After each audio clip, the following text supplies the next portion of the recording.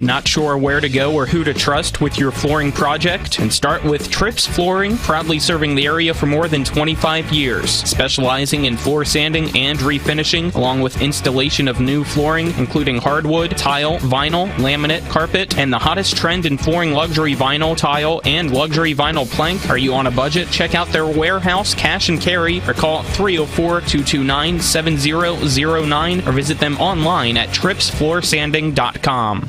Locust Hill Golf Course invites you to historic Charlestown, West Virginia for 18 holes of phenomenal golf. We're just an hour drive from the Baltimore-D.C. Beltway, 1/2 hour from Winchester and Leesburg, Virginia, as well as Hagerstown and Frederick, Maryland. Each tee offers challenges across the 35 acres of lakes, ponds, and streams, which come into play on 11 holes. The Blue Ridge Mountains also provide a breathtaking backdrop to Locust Hill. Schedule your tee time today at www.locusthillgolfcourse.com or call 304-728-7300. That's 304-728-7300. We are the Skinner Brothers. Most folks only need a lawyer once or twice in their lives. And when they're injured or in an accident, most people don't know what to do. We get it. It can be overwhelming. Nobody likes to be told, you need a lawyer. But that's why we're here. We want to get you back to your normal life and help you recover. So if you or a loved one has been in an accident, give us a call. Let us figure out how we can get you compensation. Reach us at SkinnerWins.com or Google Skinner Lawyers. We'll treat you like family. The following is a special sports broadcast presentation of Talk Radio WRNR Martinsburg. Play ball! It's time for the excitement of American Legion Baseball, featuring the Berkeley Post-14 Hornets. The next pitch to Baden Hartman is cracked out to deep left field. That ball is gone! A 3-run homer! Let's go live to the field and join our Talk Radio WRNR broadcast team. Good afternoon and welcome to beautiful P.O. Faulkner Park as we get set for Berkeley Post-14 American Legion Baseball action here on TV 10 and WRNR TV on YouTube, as well as Talk Radio WRNR 106.5 FM and AM 740. Nick Verzolini alongside me, Dylan Bishop, Colin McLaughlin, our cameraman this afternoon. Back in the studio is Spencer Dupuis as the Hornets welcome in Westminster and the Vipers. It's the second game of the tournament for Berkeley Post-14, who got the win last night and are looking to win again here today with a chance to advance to the championship tomorrow, Dylan. Yeah, it was a good win for them yesterday against a West Lawn team.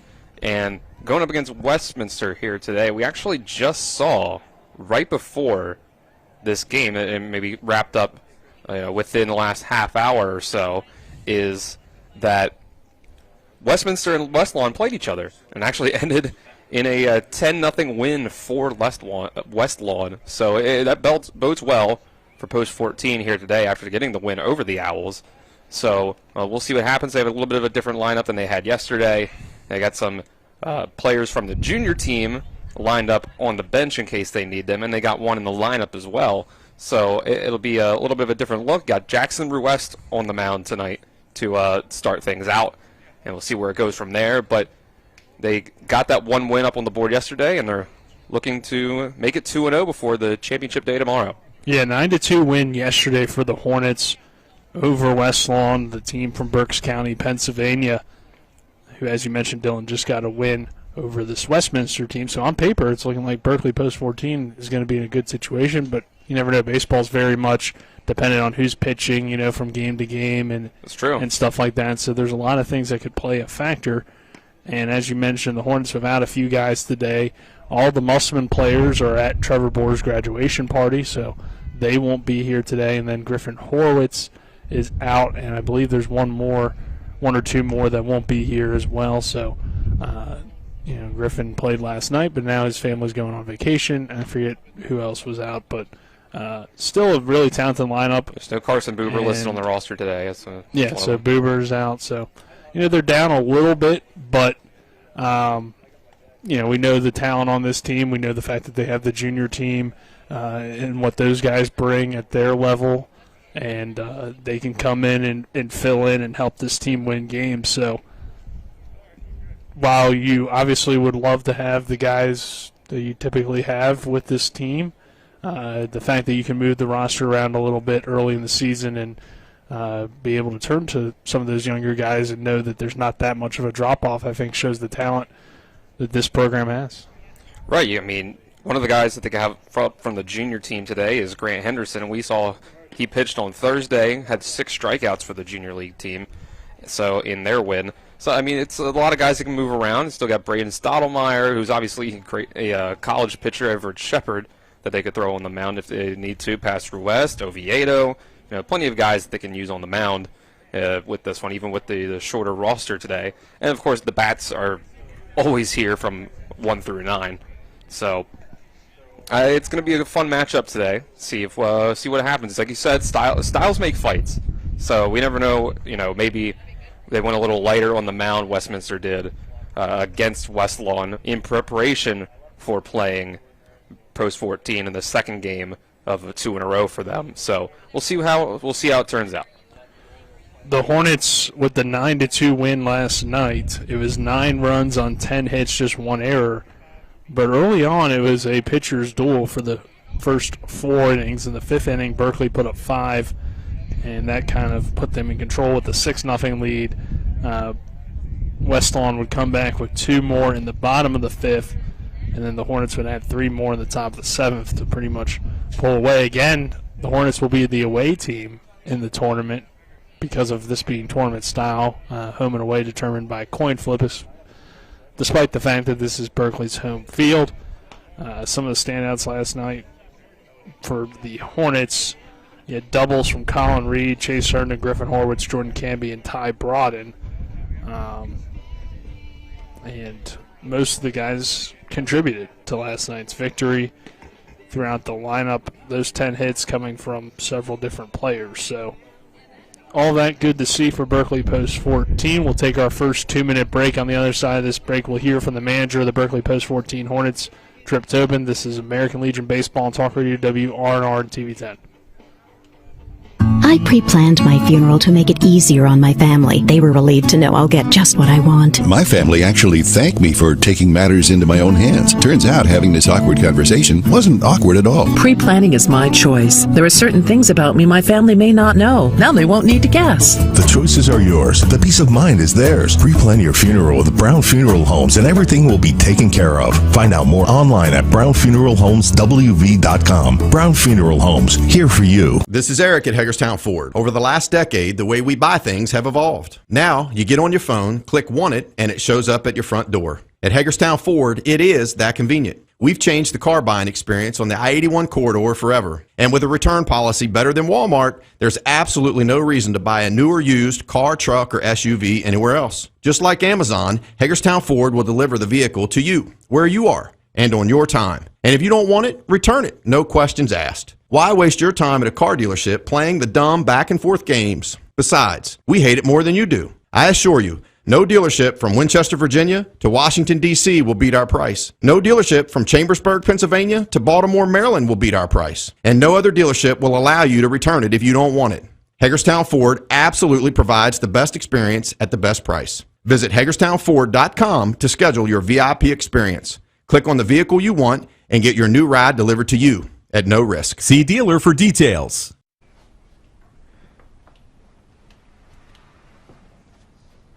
Really? Yeah. Oh my gosh. I'm gonna call my parents. Dad, come over. The brisket's done. The Traeger Connected Experience. Everything you need for epic flavor, and then some. Shop now and save at Orsini's today. We welcome you back here to P.O. Faulkner Park. We'll now hear from manager Trip Tobin of the Berkeley Post 14 Hornets. Here's the manager of the Berkeley Post 14 Hornets, Trip Tobin. Trip, a good win for you guys yesterday in the first round of your tournament. What did you like from the guys yesterday in the win? Well, I just like that they hung together. There was 16 of them there, and they give up playing time so that each one of them could play. So they kind of split time yesterday, and they had each other's backs, no animosity there. And I just like the fact that when we have a full dugout, that each of those guys understand what it takes to get these guys in, and and get them some playing time. When we're full like that, and we have a single game or a single 7. if we had a 9-inning game or a doubleheader, we played a little bit differently. But single 7, got a lot of guys in, moved some guys around, and that's how it's going to be as we move forward. You get into longer games and doubleheaders and things where guys are pitching and out of position sometimes. So I just like the fact that they all had each other's backs, and where one came out, one went in, and the guys picked each other up and ran for each other, brought their stuff out, and just become good teammates. I know you said yesterday that you'll be without several guys. I believe the Musselman guys won't be here. So how does that affect things with the lineup today? Anybody having to play some different positions that maybe they're not used to playing as much? Well, the Musselman guys, Trevor Boer's having his graduation party, had planned forever. So, we fully expect those guys to go and have a good time, enjoy themselves, and come back tomorrow and be part of the Sundays. But we're also losing some other guys. Finn went back on vacation, and a couple of guys have some responsibilities. So, actually, if you look down there, you're going to see Grant Henderson, Sven Dupree, and Dan and Alex Danner today filling in a little bit for us because we're short a couple infielders. So, these guys are going to come up from the junior team, help us get a win tonight, and that's just been, they all want to be part of the program, and those guys are going to get an opportunity probably tonight to show what they can do with the senior team. Westminster, your opponent, they're playing right now. Any thoughts on how you'll try to go up against them? Well, I talked to Westminster's coach coming into this, kind of vetted the competition. It seemed like those guys knew what they were in for. They seem to be a little bit young today, probably missing some guys like us, and they're getting it.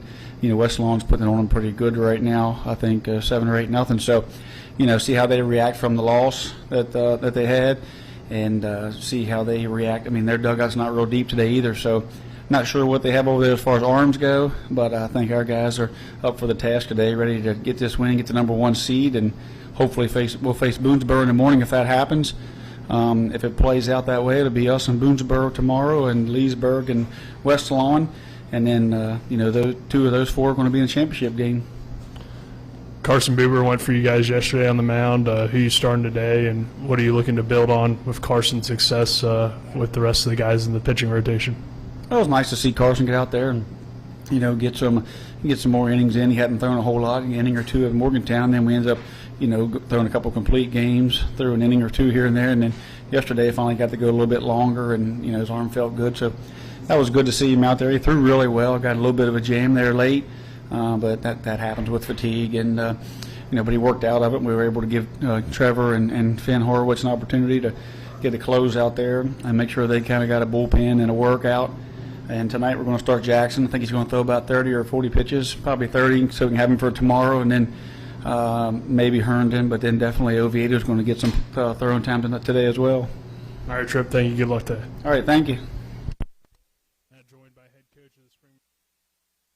As manager Tripp Tobin, as his team gets set to take on Westminster. Nick Verzolini alongside me, Dylan Bishop here on the pregame show, and Dylan should be, an interesting matchup here for Berkeley Post 14, a team that has had its success early on in the season. Looked like maybe some struggles for Westminster in that first game, but we'll see if they put on better performance here in Game 2 for them. Right, yeah, we'll see how the pitching rotation shakes out. Got Aiden Clavin up on the mound starting for Westminster. We'll see if, like we said, if they were saving some of their better pitchers to put up against Post 14 in their second game in a row. Or if they have a different lineup, if that's going to get them some runs up on the board versus what West Lawn was able to do against them. So we'll give you the Hornets starting lineup. Leading off and playing center field, number 10, Jordan Camby. Batting second, the left fielder, number 9, Connor Bailey. Batting third, the first baseman, number 20, Colin Reed. Batting fourth, the catcher, number 1, Cam Moore. Batting fifth, the right fielder, number 8, Chase Herndon. Batting sixth, the shortstop, number 6, Braden Stoudemire. Batting seventh, the pitcher, number 12, Jackson Urest. Batting eighth, the third baseman, number 7, Braden Oviedo.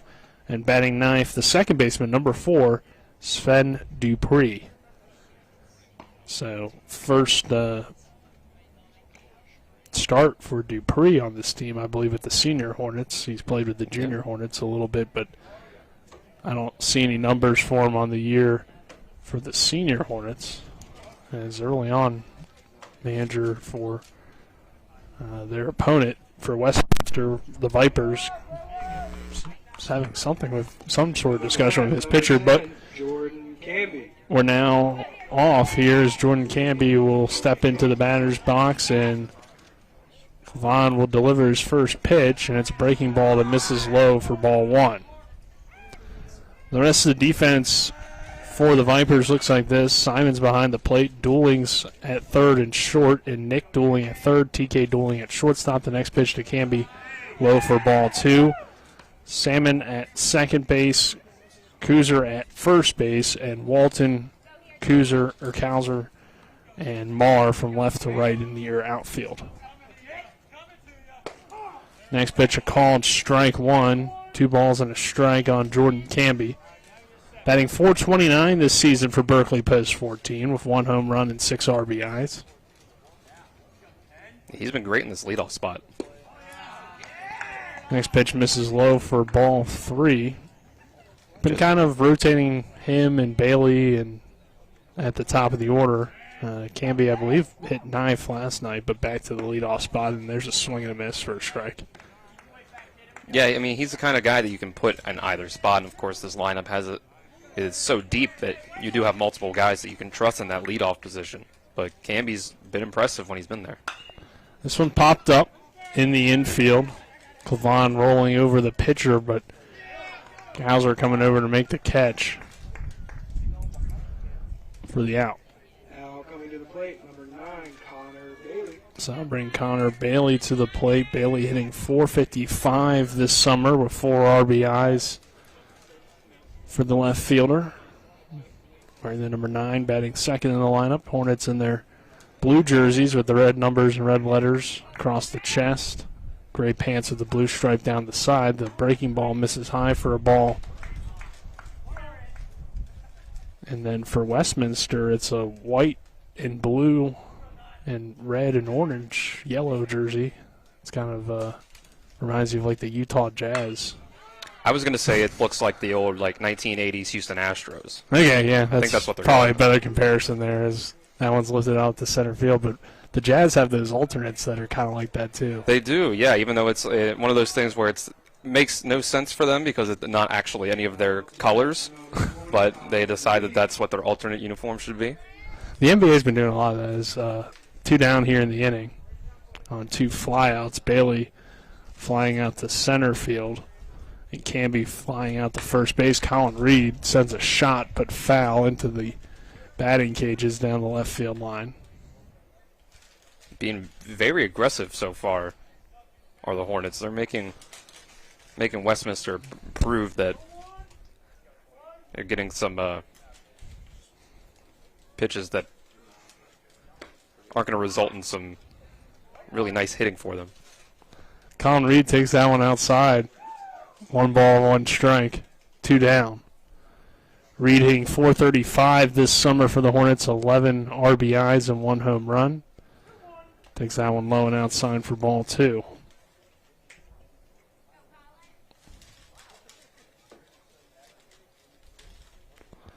The next pitch to Reed, hit hard over the third base glove and into left field for Colin Reed, and he continues to swing a good bat with a 2-out single.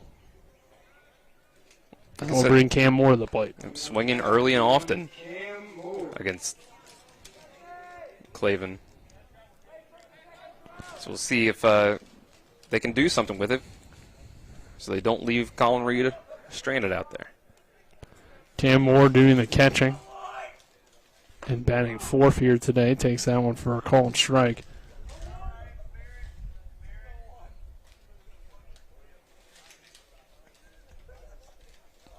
So Reed on first base, 2 down, top of the first inning. Next pitch to Moore, hit hard into right field. Cam Moore with a slap single, and 2 on and 2 out, or 2 on 2 out here in the inning, and it's back-to-back singles for the Hornets with Moore and Reed.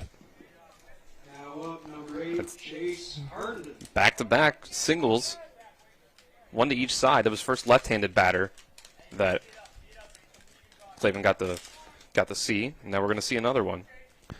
Yep, back-to-back lefties here in the lineup. It's Chase Herndon as he takes that one for a called strike. Herndon hitting .267 this summer, 8 RBIs for him. And he's got an opportunity to pick up one more with Colin Reed standing on second. The next pitch to Herndon outside for a ball. 1 ball and a strike. They're pitching the contact so far, and there's a big gap between short and third. See if Herndon can put one the other way. The pitch misses outside for ball 2. So Clavin unable to find the zone there. Now steps back on the rubber and delivers the 2-1, and it's high for ball 3. So 3 balls and a strike. Runners on first and second for the Hornets. No score here, top of the first inning.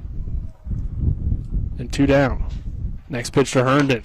Swung on. Ground ball hit toward first. A toss back to the pitcher. Clavin covering is in time for the final out of the inning. So the Hornets do strand 2 and unable to put up any runs in the first. We head to the bottom of the first.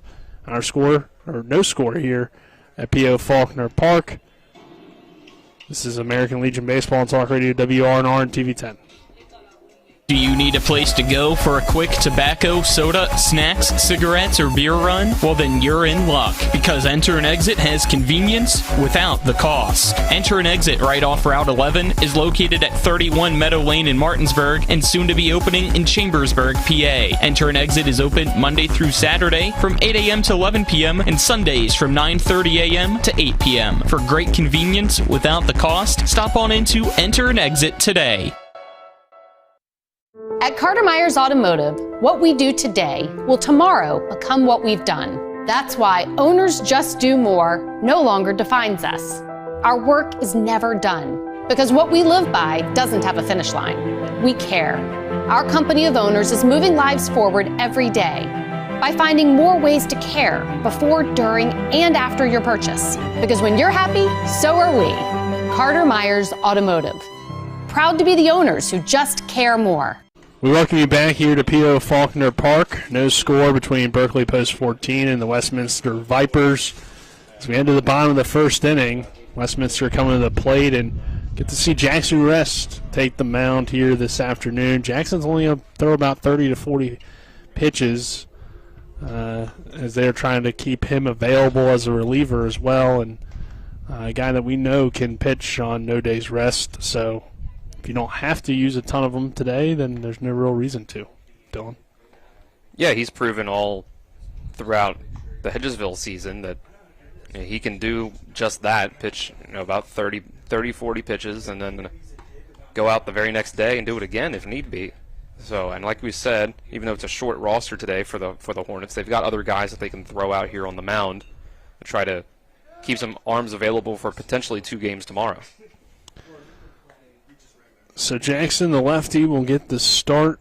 It will be dueling Walton Cowser due up to lead things off for Westminster. Simmons will hit bat 4th. Cowser will bat 5th. Dueling will bat 6th. Mahoney will bat 7th. Marr will bat 8th. And then Salzman will bat 9th. And Westminster's got 2 duelings and 2 Cowsers, so we'll have to make sure we don't get any of that confused today. Leading off here is Nick Dueling, and the first pitch to him is a called strike in the knees. The third baseman. Yeah, we'll see duelings on both positions of the left side of the infield. Third and short.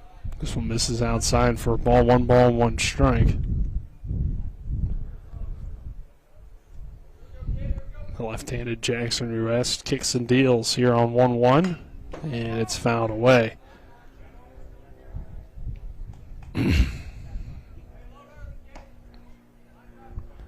Rest played in all 3 state tournaments, baseball, football, and basketball. Yeah, jack of all trades for Hedgesville. He was a do-it-all kind of guy. The quarterback, the hustle rebounder, low post guy in basketball. 2-2, misses low for ball 3. One of the top pitchers in the rotation for baseball. And a good first baseman as well, playing some outfield. So, definitely a talented athlete. Can continue things at Hagerstown Community College. As the next pitch misses low for ball 4, and that will allow Dooling to walk.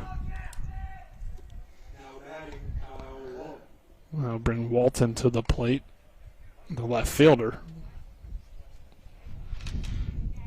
Kyle Walton. And the pitch to Walton, breaking ball that hits the zone for strike 1. Jackson will do that from time to time. Start you with the all-speed pitch and then work his way backwards toward his fastball. The next pitch from Rest, fouled away by Walton. To see if you can get some of that control back in it, because obviously if he's throwing a lot of balls, then that's going to be less batters he's going to be able to face on this lower pitch count they're going to hold him to today. The 0-2 pitch misses outside for a ball. Walton sitting in now on a 1-2 count with the runner on first base. And the Vipers are going to get on the board here first. The next pitch from Rest, the breaking ball that misses outside for another ball. I think obviously on a 30 to 40 pitch limit, you'd like to get 2 or 3 innings out of a guy. But it's not very hard to have a 30-pitch inning also.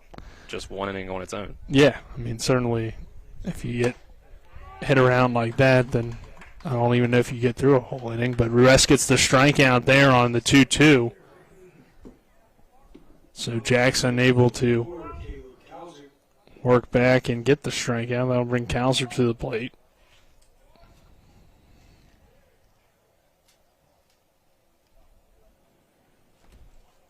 This will be the center fielder, Caleb Kauser, and he takes that one outside for a ball. And we'll see Jonathan Kauser, the first baseman, in the 5 hole for the Vipers.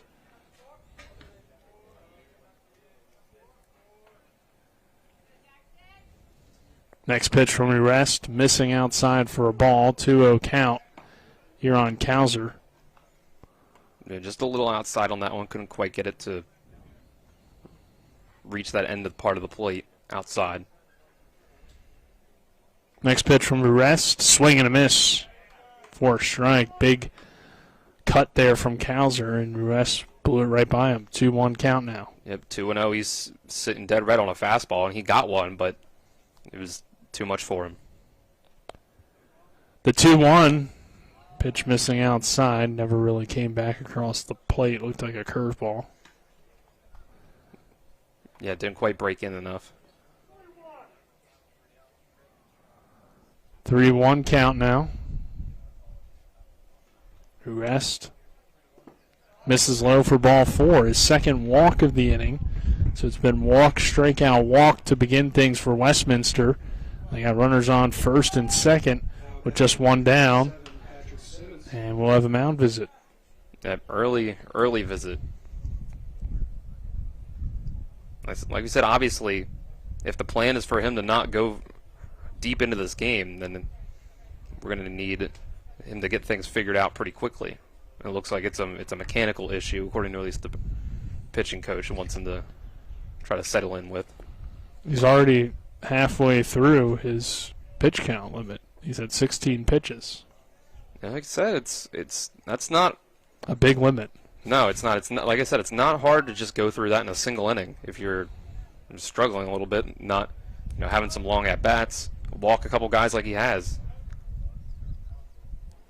So I bring Simons to the plate. He takes the first one for a called strike on the lower inside corner. 0-1 count with 2 on and just 1 down here in the bottom half of the first inning. Ruess checks the base runner and delivers and misses. Count even at 1 ball, 1 strike. No score here. Bottom of the first inning. And the Hornets playing as the road team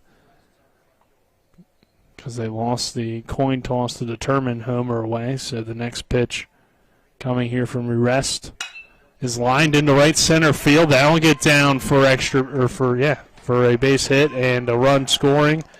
Throw into second. Dupree makes the tag, so he's out at second trying to stretch that single into a double. The run does come around to score. It's an RBI single for Simons and a 1-0 Westminster lead with a runner advancing to third base. Well, it's at least good that he got the out there at second base, but it just hasn't quite been there for West. Good defense, though, by the Hornets to get that play in there. And with Herndon and Camby charging after that baseball, makes it tough to stretch that into a double, which is why I kind of hesitated on saying extra bases there. The next pitch from West, that one's lined into center field. Stoudemire leaps up for it, but he can't make the catch. And coming in to score easily from third is Cowser. And it's an RBI single for the other Cowser. That is Jonathan Cowser driving in the run. Driving in Caleb. Yep.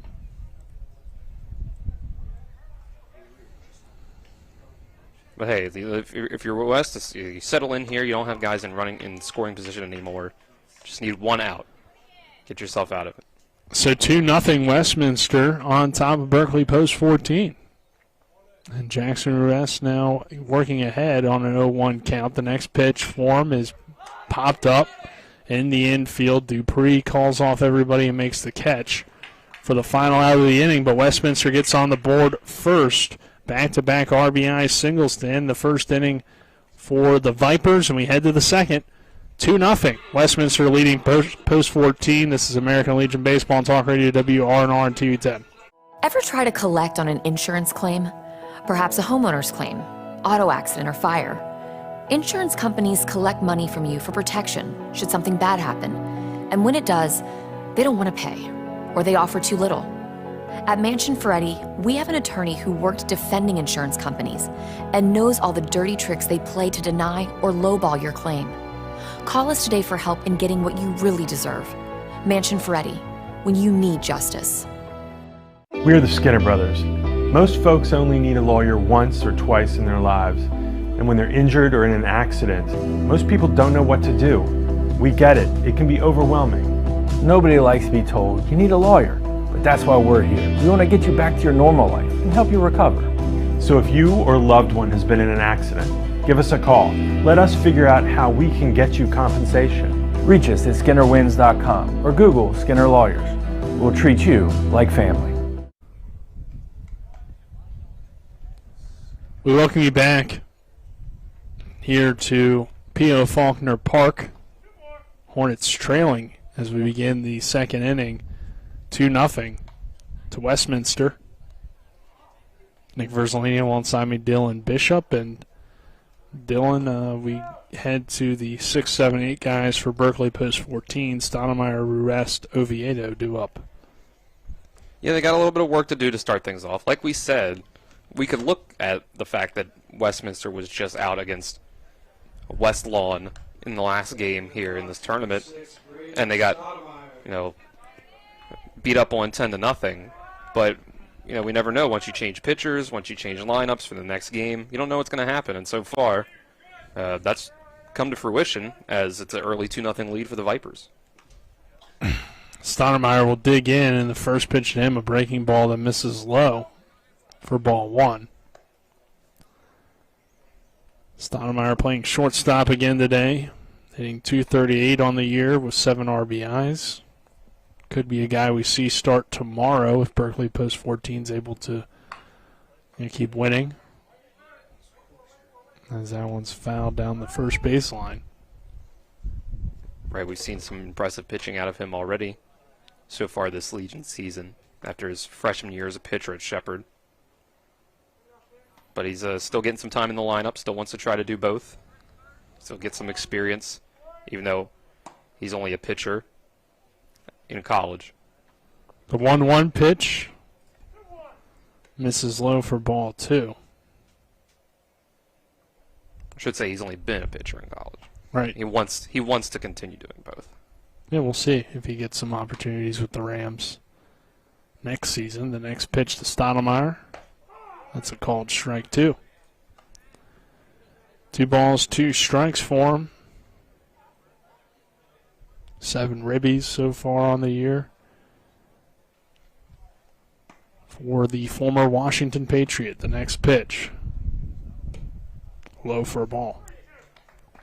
So full count here on Stoudemire. He didn't get a hit yesterday, but he drove in a run.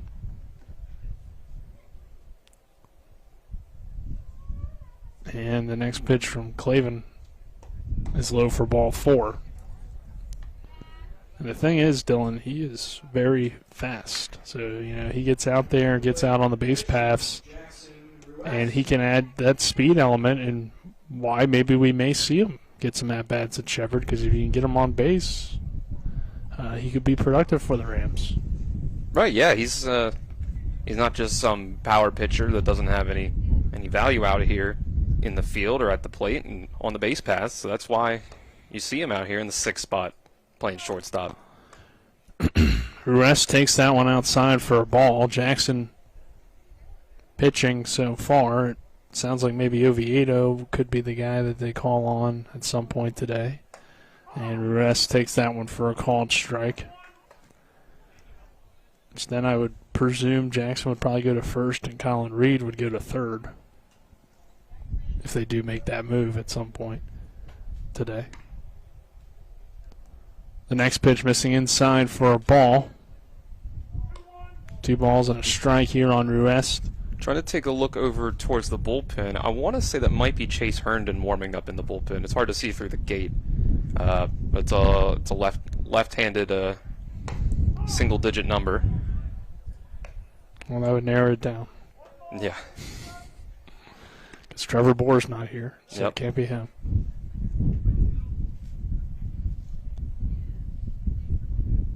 Rest fouling off that pitch. 2 balls, 2 strikes. Stoudemire on first so far. Haven't seen him run yet in this game.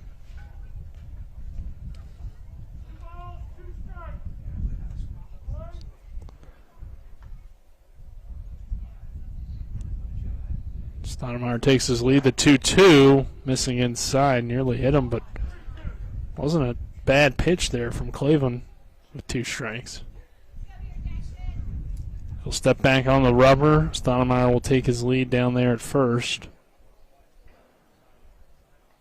And now he takes off and goes and fouled straight back there by Ruess.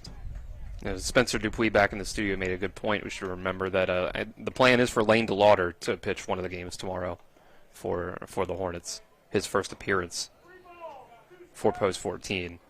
And that's part of the reason they want to keep Ruess on a short pitch count today so that he can also pitch tomorrow. This one hit up the middle, and that's through. Well, good effort there by Salzman, but it does get through for a base hit for Ruess. So 2 runners on here in the inning, and Oviedo coming to the plate. We saw that in the first inning. The Hornets were able to get 2 guys on base, but it was with 2 outs instead of no outs. So we'll see if the bottom of the lineup here, Oviedo and Dupree, can do anything with it. 4 of the last batters have reached base for the Hornets as Oviedo lays down a bunt. Perfect. And that is, the definition of perfect, as not only does it advance both runners, it's an infield single and his first hit of the year for Braden Oviedo this summer.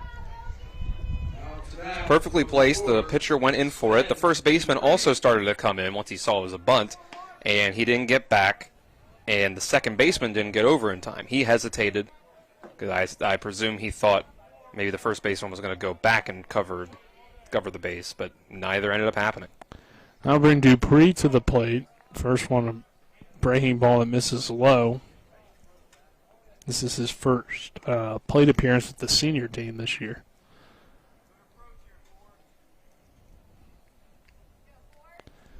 Digs in here on a 1-0 count. The base is loaded for the Hornets. And nobody out. So great opportunity for Berkeley to get on the board, trailing 2-0. Here in the top of the second, the next pitch to Dupree is hit right back up the middle. That's going to score a run. Again, Salzman getting to it to prevent it from going into center field, but the Hornets are on the board on the Dupree RBI single. That was a perfect sort of slow roller. Went right past the glove of the pitcher, Clavin, and then right past the second base bag to the point where once Salzman got to it, he couldn't do anything with it. This ball is ripped, but it's a foul ball down the third base line. If that had gone fair, that would have been potentially bases clearing with the speed on the base paths. And yeah, this is big danger for Westminster. Top of the lineup, bases loaded, no outs. This is a chance for Post 14 to open this thing up. The 2-1 lead, and this one's popped up into the infield. Coming all the way over from shortstop is Dueling to make the play. TK Dueling for the first out. So Canby has flown out twice in the infield as well. He flew out to first base, and then he flies out here to the shortstop. Yeah, that's tough. And that's a huge out for Clavin to be able to get, because now a double play can get you out of this still with the lead. Bailey coming to the plate, the pitch to him. Just misses a little bit high and outside there for ball one. Connor flew out to left center field his first time. Bases still loaded for the Hornets, who trail at 2-1 here in the top of the second inning. And the next pitch to Connor Bailey. That one giving a ride out towards center field. Going back is Kauser. He makes the catch. That will drive in the run from third on the sacrifice fly to third. A second not in time. Ruiz comes in to score, and we are tied at 2 on the Connor Bailey sac fly. Looks productive. There you go. Gets you back to a tie game. Drives in Ruiz. Ruiz is the tying run for himself. Get things back square, and you still got 2 guys in scoring position for a guy that had a single his first time up. And a very dangerous hitter in Colin Reed. We saw him hit a home run the other day. .435 hitter, leads the team in RBIs with 11 and looking to add to that lead. And Reed got under this one. Kauser chasing after it into right center field and makes the play for the final out of the inning, but the Hornets do come back to tie things up at 2.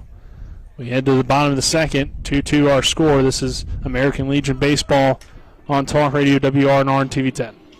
This is Eric at Hancock Chevrolet. Over the last decade, the way we buy things have evolved. Now, you get on your phone, click Want It, and it shows up at your front door. At Hancock Chevrolet, it is that easy. We've changed the car buying experience on the I-81 corridor forever. And with a return policy better than Walmart, there's absolutely no reason to buy a new or used car, truck, or SUV anywhere else. Just like Amazon, Hancock Chevrolet will deliver the vehicle to you, where you are, and on your time. And if you don't want it, return it. No questions asked. Why waste your time in a car dealership playing the dumb back-and-forth games? Besides, we hate it more than you do. I assure you, no dealership from Winchester, Virginia to Washington, D.C. will beat our price. No dealership from Cumberland to Baltimore, Maryland will beat our price. And no other dealership will allow you to return it if you don't want it. Hancock Chevrolet absolutely provides the best experience at the best price. Visit HancockChevy.com to schedule your VIP experience. Click on the vehicle you want, and your new ride will be delivered to you at no risk. See dealer for details. We head to the bottom of the second inning here in American Legion Baseball at P.O. Faulkner Park. Nick Verzolini alongside me, Dylan Bishop. Colin McLaughlin, our cameraman, back in the studio, Spencer Dupuis. 2-2 our score here as we head to the bottom of the second, and a pitching change for the Hornets as Chase Herndon's going to come in and pitch. It's a straight swap. Jackson Ruiz goes to right field. For Ruiz, it's 1 inning of work, 23 pitches, 2 hits, 2 runs, 2 earned, 2 walks, 1 strikeout. Kind of an up and down inning for him, Dylan, but didn't give up too much damage in that first inning, and he can now pitch tomorrow as a potential relief option for them. Yeah, he was able to limit the damage a little bit. 2 runs. You know, it's not exactly ideal, but you know it's something you recover from, and obviously they did recover from it. Top of the second inning, they come up and they tie the game right back up, and now Chase Herndon's able to come onto the mound in a tie game. Chase Herndon, certainly a capable pitcher for the Hornets. And is coming to the plate to lead off this inning is Mahoney, designated hitter.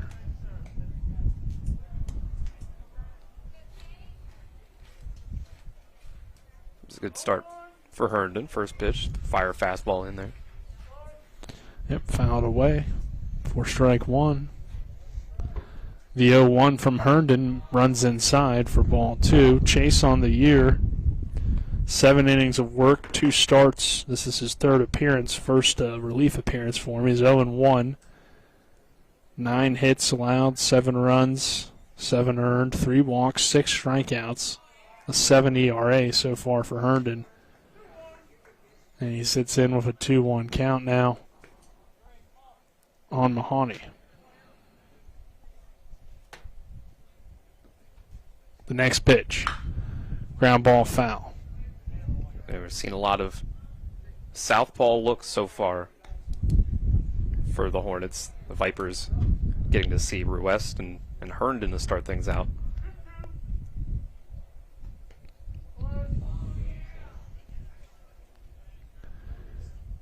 And the 2-2. This one hit on the ground. Stoudemire fields the bouncer and throws the first in time for the out.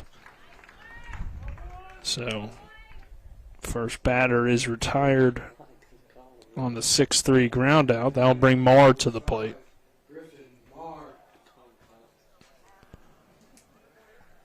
The right fielder, Griffin Marr, coming to the plate to face Chase Herndon. The lefty kicks and deals, and that one's a called strike on the lower inside corner. Herndon, EPAC Player of the Year last season, 2022.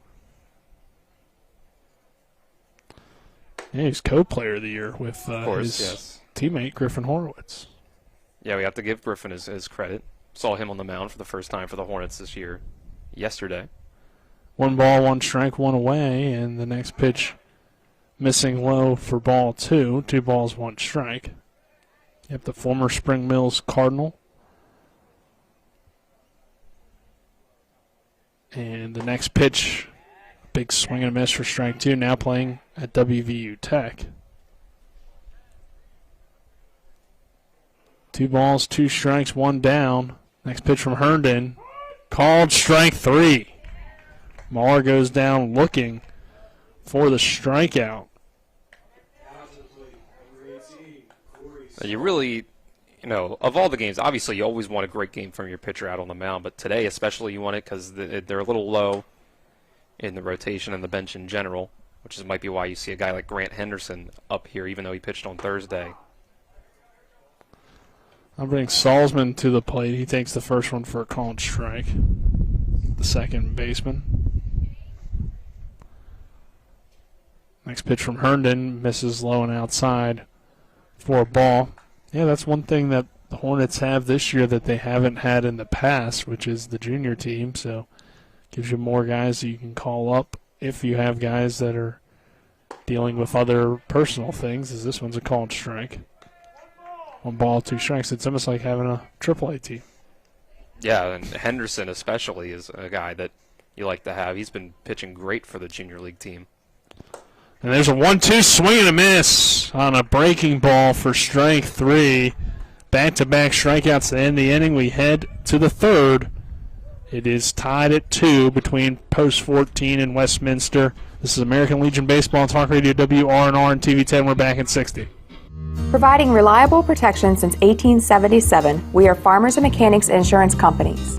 From small beginnings and over a century later, we maintain our dedication to our policyholders to provide dependable insurance protection and excellent customer service. Protecting everything from your home to your business has never been easier. Our team is here to ensure that you, your family, and your assets are taken care of. We enjoy giving back and doing our part to keep Martinsburg a great place to be. There's a local family moving in our territory. What do you want from me? Taste it. It's really good.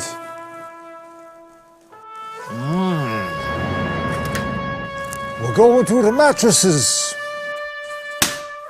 It's not personal. It's strictly business. Leave the guns. Take the pizza. Rock's, now serving hot, fresh pizza to die for. Ow, that really hurt. We welcome you back here to P.O. Faulkner Park.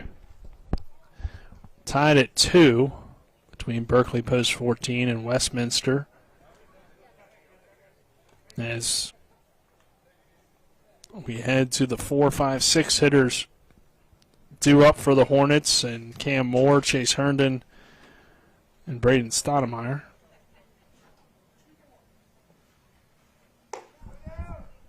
Moore so far on the day has a single, and he'll lead things off. Came into today batting .320 with the Hornets this season with 4 RBIs. And Clavin continuing to do the pitching out there for Westminster. Yeah, the Hornets have been able to get 5 hits off of him in the first 2 innings. Turned it into 2 runs. Could not get any of the 2 guys that got on base to be driven in the first inning. But 3 hits and a walk in inning number 2 turns into 2 runs. So the pitch here to Cam Moore. Misses outside for ball 1. And Moore was one of those 2 guys to get left stranded in the first inning after a single, him and Colin Reed. Cam Moore will be playing his college ball at Fairmont State. This one misses high for ball 2. Yeah, I mean, that first inning started off kind of tough for the Hornets, but they did get those 2 guys on, like you mentioned, Dylan. Just couldn't get the run in. Yeah, got them both on with 2 outs. So the difference was inning number 2, they got them on with no outs. Now everybody made contact in that first inning, so. Yeah, no strikeouts. Everyone in general has so far, even the second time through the lineup. Next pitch, a called strike on 3-0 to make it 3-1 now. So. Well, I guess it should say everyone that got out made contact. Right, yeah. Braden Stoudemire was the one that got on base with a walk. That one misses outside for ball 4, so we have a leadoff walk to begin this inning. It began the second inning as well, and that led to those 2 runs. So we'll see how the Hornets take advantage of the leadoff walk in this third inning. Chase Herndon coming to the plate. He grounded out his first time. Now doing the pitching for Berkeley Post 14 after starting the game in right field, and Herndon takes that one inside for a ball. Yeah, he wasn't able to take advantage of those base runners in the first inning, his first at bat. But Jackson Ruest was able to help himself out in the bottom of the first, or top of the second with a hit before he left the mound. So we'll see if Herndon, now that he's up on the mound, give himself some insurance. Moore kind of faking the steal there at first base and then going back to the bag. And we'll see what Chase can do here with the bat. No batting gloves for Herndon as he digs in. And this time Moore does take off, and Herndon rips it down the first base line. That's a fair ball. Cam Moore on his horse and rounding third. Herndon headed to second base. He's trying to go for 3. Moore will score from first. A throw not in time. It's an RBI triple for Chase Herndon, and the Hornets take the lead at 3-2. Well, there's that insurance. That's an absolute liner. Yeah, that's why he was the EPAC Player of the Year. Right, he was able to get Cowser coming off the base a little bit as the pitch came in, and it just barely was outside of his reach. Rolled into the right field foul territory, and he just has too much speed to not turn that into a triple. Stoudemire pops this first one up into right center field. Could be a tough play. It's still carrying. It's going to get down for a base hit, and more for Stoudemire. He's trying for 3, and it's back-to-back triples for the Berkeley Post 14 Hornets, and they extend now on their lead to 4-2. Just got the air under that one. Right in the gap. And again, the speed. That's going to be a triple every time. He had already done enough to get the run in on a ball that looked like it was going to be playable out there in right center field, but it fell in. And like you said, Dylan, the speed of Stoudemire, if he gets out of the box well, he can do that to you on a ball that's usually probably a double for the average base runner. As Jackson Ruest coming to the plate, he singled his first time up. And the Hornets now have a 2-run lead at 4-2. And Ruest singled, then it was an infield single for Oviedo on a bunt, and an RBI single from Dupree. So all three guys here in the 7, 8, 9 spot delivering for the Hornets back in the second inning. We can see if they can continue this rally here in the third inning. And now Ruest in right field, after still being up on the mound first time he came up. Ruest drives this one into center field. This could be a tough play, and that falls in. Jackson Ruest trying for 2. Stoudemire will score from third easily. And the Hornets extend their lead to 5-2 on the RBI from Jackson Ruest. Another one that was pretty similar to the last hit ball. So, boy, that one felt like it hung in the air long enough that you could have been able to reach it, but they just... I felt like he could have made the play as well. But Walton and Cowser couldn't quite get there. It didn't feel like Cowser was really on his horse to try to make that play. Well, he probably could have been. This one misses outside for a ball to Braden Oviedo.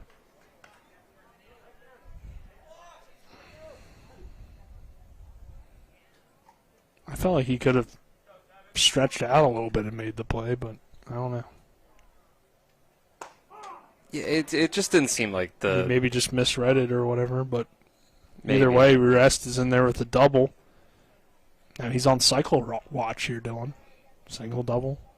Yeah. We'll see. We'll see. Swing and a miss here for Oviedo. 1-2 count on Oviedo as well.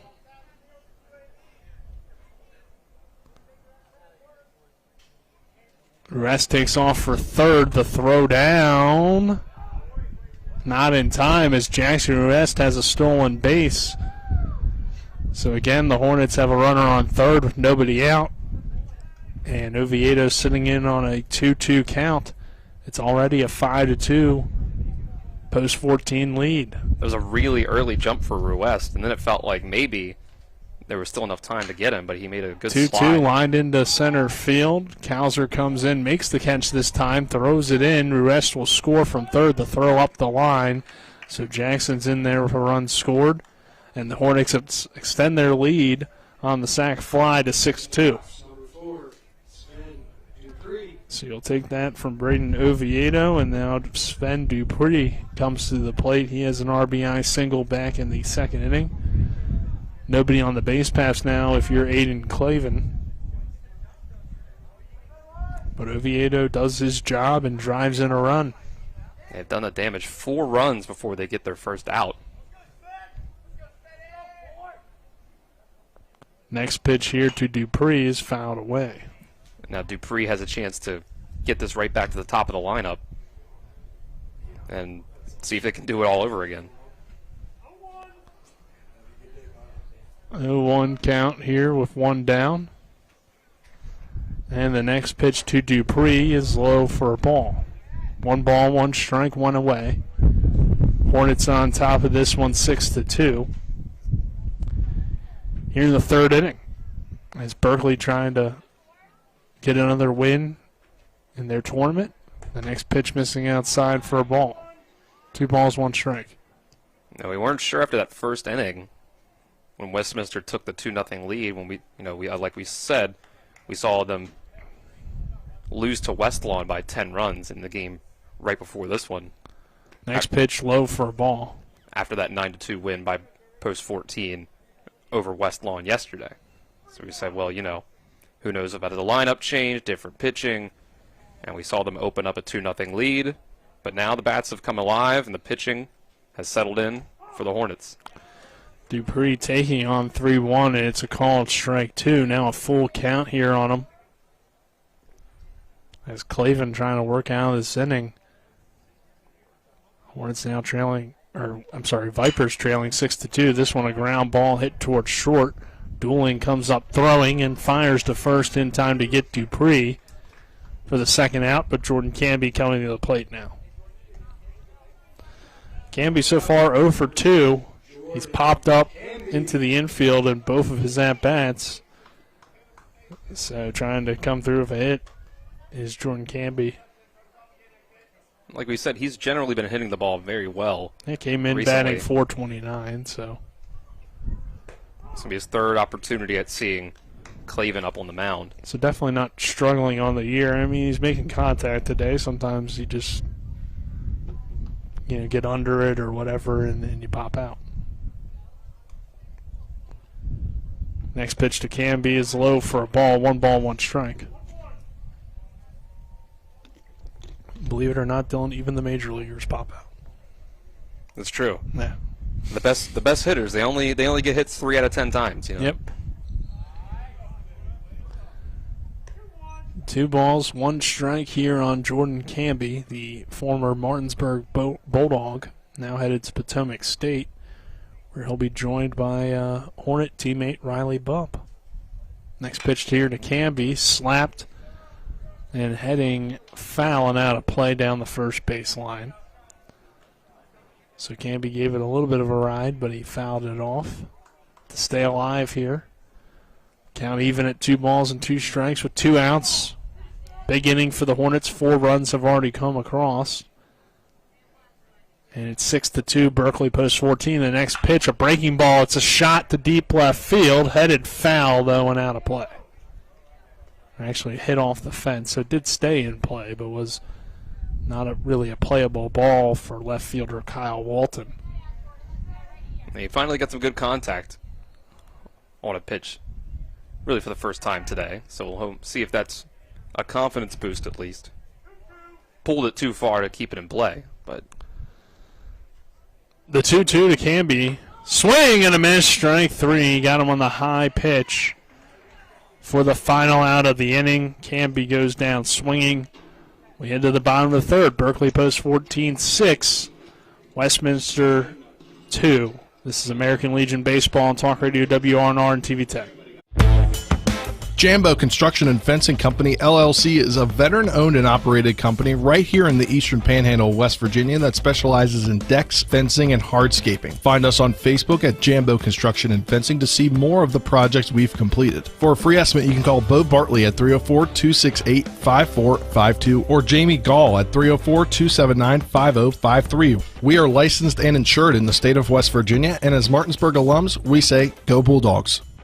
With 4 new car dealerships and 4 used car dealerships in 3 states, Parsons is the largest used car and fastest growing new car dealer in the tri-state area. Take Parsons Ford with huge savings on hundreds of new Fords, financing from 0%, Parsons' goal of financing for all, and Parsons' famous above-market trade-in allowances that help make Parsons #1 for used cars too. See why so many won't buy anywhere but Parsons Ford in Martinsburg. We became #1 by making you #1 first. Parsons.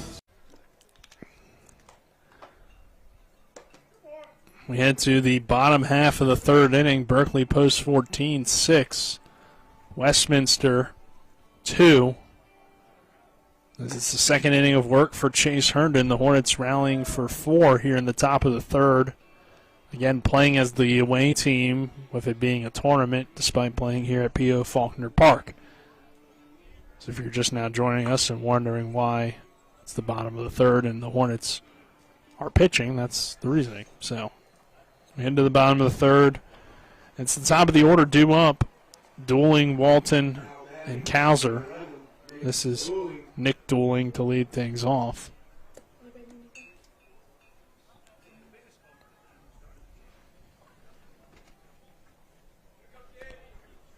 And Dueling going up against Herndon this time. He saw Ruest his last time, and he drew a leadoff walk. The pitch here, as showing bunt and missing high there, was Chase Herndon. It was a good first inning of work for Herndon. 2 strikeouts for him to end the inning and a ground out. Yep, 3 up, 3 down. Now he's got himself a nice 4-run cushion to work with. Next pitch hits the zone for strike one. 1 ball, 1 strike on Nick Dooling, the third baseman. Next pitch from Herndon is fouled away. So now you're in a nice position if you're the Hornets, where you know that you're a little light on pitching today. You want to save guys for tomorrow's potential 2 games. And now you're giving yourself a bit of a cushion. Now you can say, all right, if we're only using Herndon today, then he's got a lead to work with. That we can give him a little bit of a longer leash, give him some pitches to work with, so you don't have to go into the bullpen super quick. Yeah, I'm not certain. I mean, we believe Oviedo will be the one to pitch next. That's at least who's scheduled to go. Makes sense with who they've got available today. And of course, tomorrow we're expecting to see Lane DeLauder for the first time this year. I believe Stoudemire is another guy that they could turn to. I think that would make a lot of sense. So, I mean, that's certainly some tough pitching for the Hornets. You could have Jason Myers tomorrow, even though he's not available today. Right. I don't know how he's doing because he's out with an illness right now, as well as possible. Of course, graduation party. And we'll have Trevor Bohr, who can go as well in a relief role. Pitched last night, but didn't throw that many pitches, so we'll see how the Hornets handle tomorrow's game. But 2-2 count here. The next pitch from Herndon is high for a ball.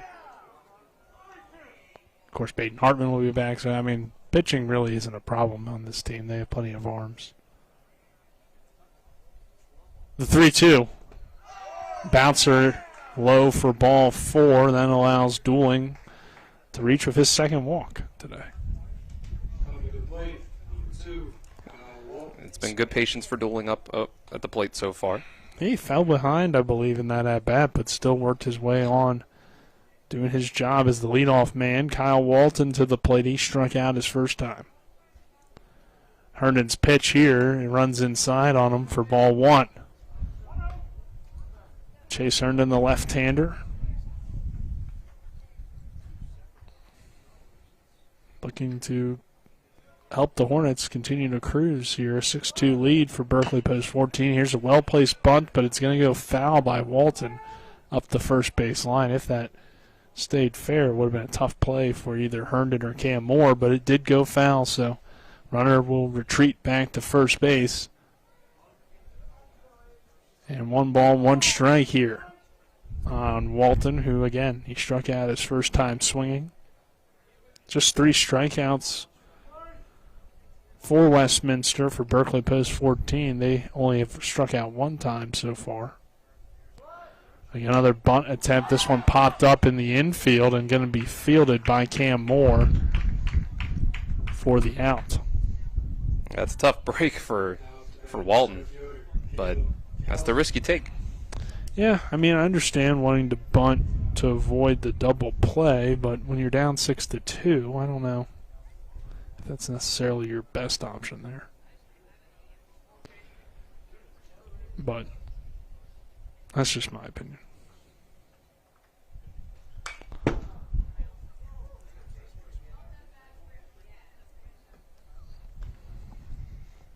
So Herndon, I'm not a big small ball guy, Dylan.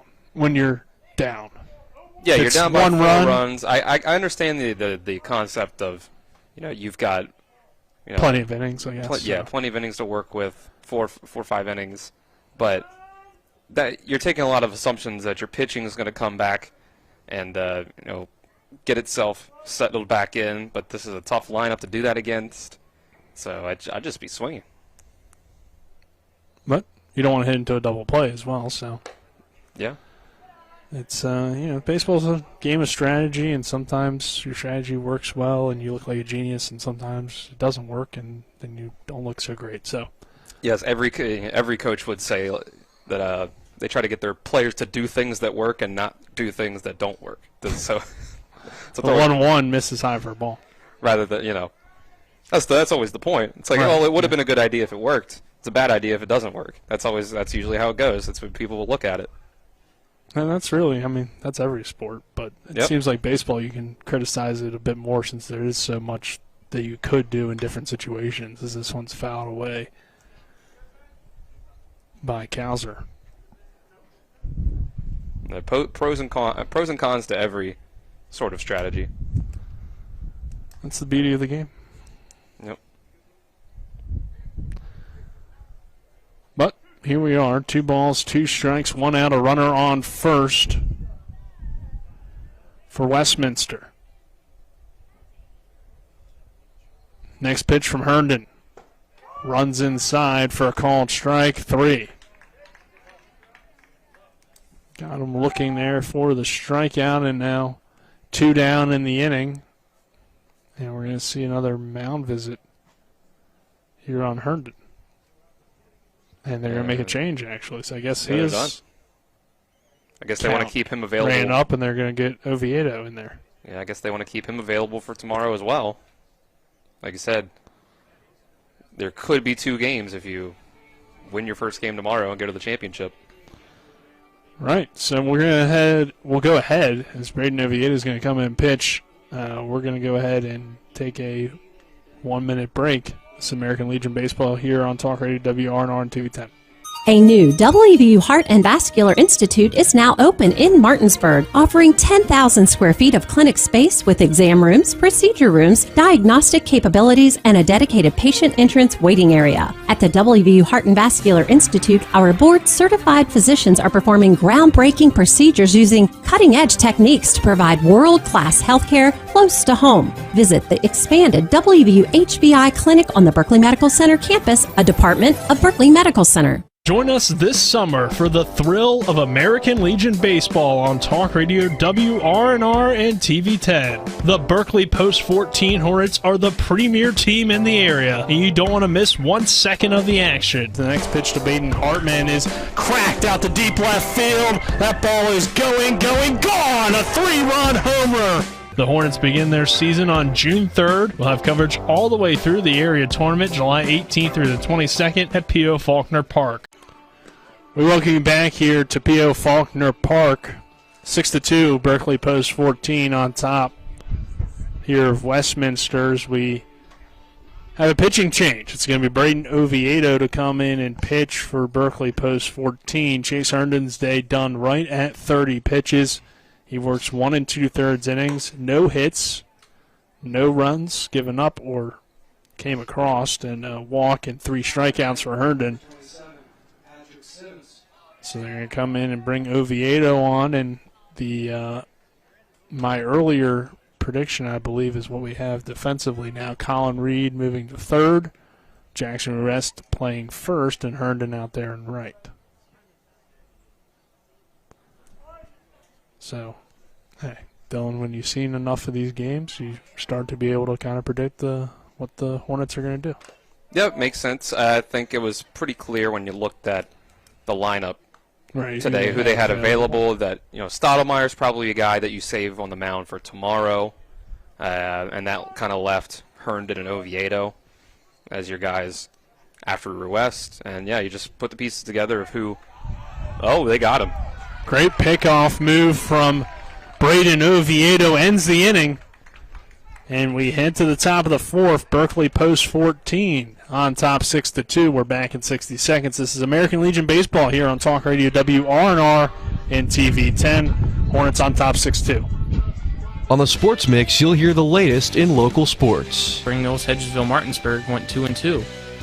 Martinsburg might be looking like the favorites right now because the most recent meetings against Spring Mills and Hedgesville, they were the victors in. But you never know. Any given night, these teams can win. Tune into the Sports Mix with Spencer, Nick, and Colin. Weekdays from 12 to 1 on Talk Radio WRNR, FM 106.5, AM 740, TV 10, and streaming live on the TV 10 Facebook page. Hi, I'm Ron Springer, head golf professional at The Woods. If you're a golfer who loves fun and competition, get your friends together and enter one of the many fundraising tournaments held at The Woods. You and your group may qualify to play in the area's premier golf event, the Tournament of Champions. The winning team will receive individual prizes as well as a cash prize for the organization they represent. For a list of qualifying tournaments, see ads in Around the Panhandle magazine and the Journal. For a list of rules and regulations, visit thewoods.com or contact me, Ron, at thewoods.com. We welcome you back here to American Legion Baseball at P.O. Faulkner Park. Nick Verzolini alongside me, Dylan Bishop. Dylan, as we head to the fourth inning, Hornets offense continuing to be successful here in these last 2 innings. 2 runs in the second, 4 in the third, and looking to add to it here, 6-2 lead for Berkeley Post 14 as we head to the fourth. Yeah, that was a good inning. Chase Herndon gave up a walk, but then he got himself another strikeout, and before he got past 30 pitches, they took him out. And I think we're going to see Oviedo for, probably, if I had to guess, preferably the rest of the game if you're the Hornets. But, we'll see how it goes. You've given yourself a 4-run lead to work with, and you can add to it here in the fourth inning and onward. Still have Clavin up on the mound for Westminster, who's so far given up 8 hits, 2 walks, 1 strikeout, given up 6 runs. So, let's see what happens. You're back in the 3-4-5 part of the lineup for the Hornets. Colin Reed, Cam Moore, Chase Herndon. So we'll see if they can continue. It's kind of been more so the back half of the lineup for Post 14 so far that's done most of the damage. We had RBI triples in the last time up for Chase Herndon and Braden Stottlemyre out of the 5-6 hole. We got 2 hits out of Ruest from the 7 hole. A single and a RBI sac fly for Oviedo out of the 8 hole, and a RBI single for Sven Dupree in the 9 spot. Or I should say, excuse me, you've got the 2, 3, 4 hitters due up here for Post 14. Yes, Jordan Canby striking out to end the inning, but definitely a good spot to be here. I mean, like we say all the time, this is essentially an all-star team for Berkeley Post 14, so there's never a bad spot to be in the lineup. No, right. Like this just reads like an all-EPAC team, so it's really about as good as it gets here with the Eastern Panhandle being full of talent. Connor Bailey taking that pitch for a ball. He gets ahead, 2 balls, no strikes. Still doing the pitching out there is Clavin, Aiden Clavin for Westminster. The 2-0 missing outside and low for ball 3. So Connor Bailey today, a fly out and a sacrifice for him on the day. The former Jefferson Cougar awaits this next pitch. It's low for ball 4. So Bailey's on with a leadoff walk. It's been leadoff walks in both innings that led to runs being scored for Berkeley Post 14. Yeah, it was Cam Moore, and it was Braden Stottlemyre in the 3rd inning and 2nd inning.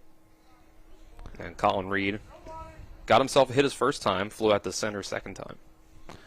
Colin Reed had a single, like you mentioned there, Dylan, as the throw down goes into center field, and Bailey not only gets the stolen base, but will advance to 3rd on the wild throw. So that puts the runner in scoring position for Colin Reed. Like I said earlier, leads the team in RBIs and has a great opportunity to add to that total. It didn't mean to steal what you were exactly going to say there to start things out for Reed, but at least I realized it and didn't repeat exactly what you just said. As Reed sends this one to the center field, and diving out and making a great catch is Caleb Cowser. The run will score, though, on the sac fly, but Cowser with an impressive play out there in center. Yeah, that was a great play to stretch out. We saw earlier we had one drop in where we thought maybe if he laid out for it, he could have gotten it. But at that time, he sure did. But that was the consequence of that stolen base and the throw down to try to get Connor Bailey going into center field is that nice play still ends in a run. Yeah, because if that's where Bailey was going to be, which was second, maybe he gets the third since he had to dive out for it, but And that, I mean, you would take third over giving up a run, obviously. So 1-0 pitch here to Cam Moore, 7-2. Now the score in favor of Berkeley post 14, and the next pitch misses outside to Moore to give him a 2-0 count. Moore a single and a walk on the day. He was able to come around and score that first time around. Next pitch to Cam runs inside for a ball, so. Should say that second time around. Clavin, yeah, he started the third with the walk, like we saw. And then got driven in by the RBI triple by Chase Herndon, who sits on deck. Yep, and that was followed by a Stoudemire RBI triple. Cam Moore takes that one for ball 4. So back-to-back walks for Cam Moore today in his last 2 plate appearances, and 2 walks here in the inning.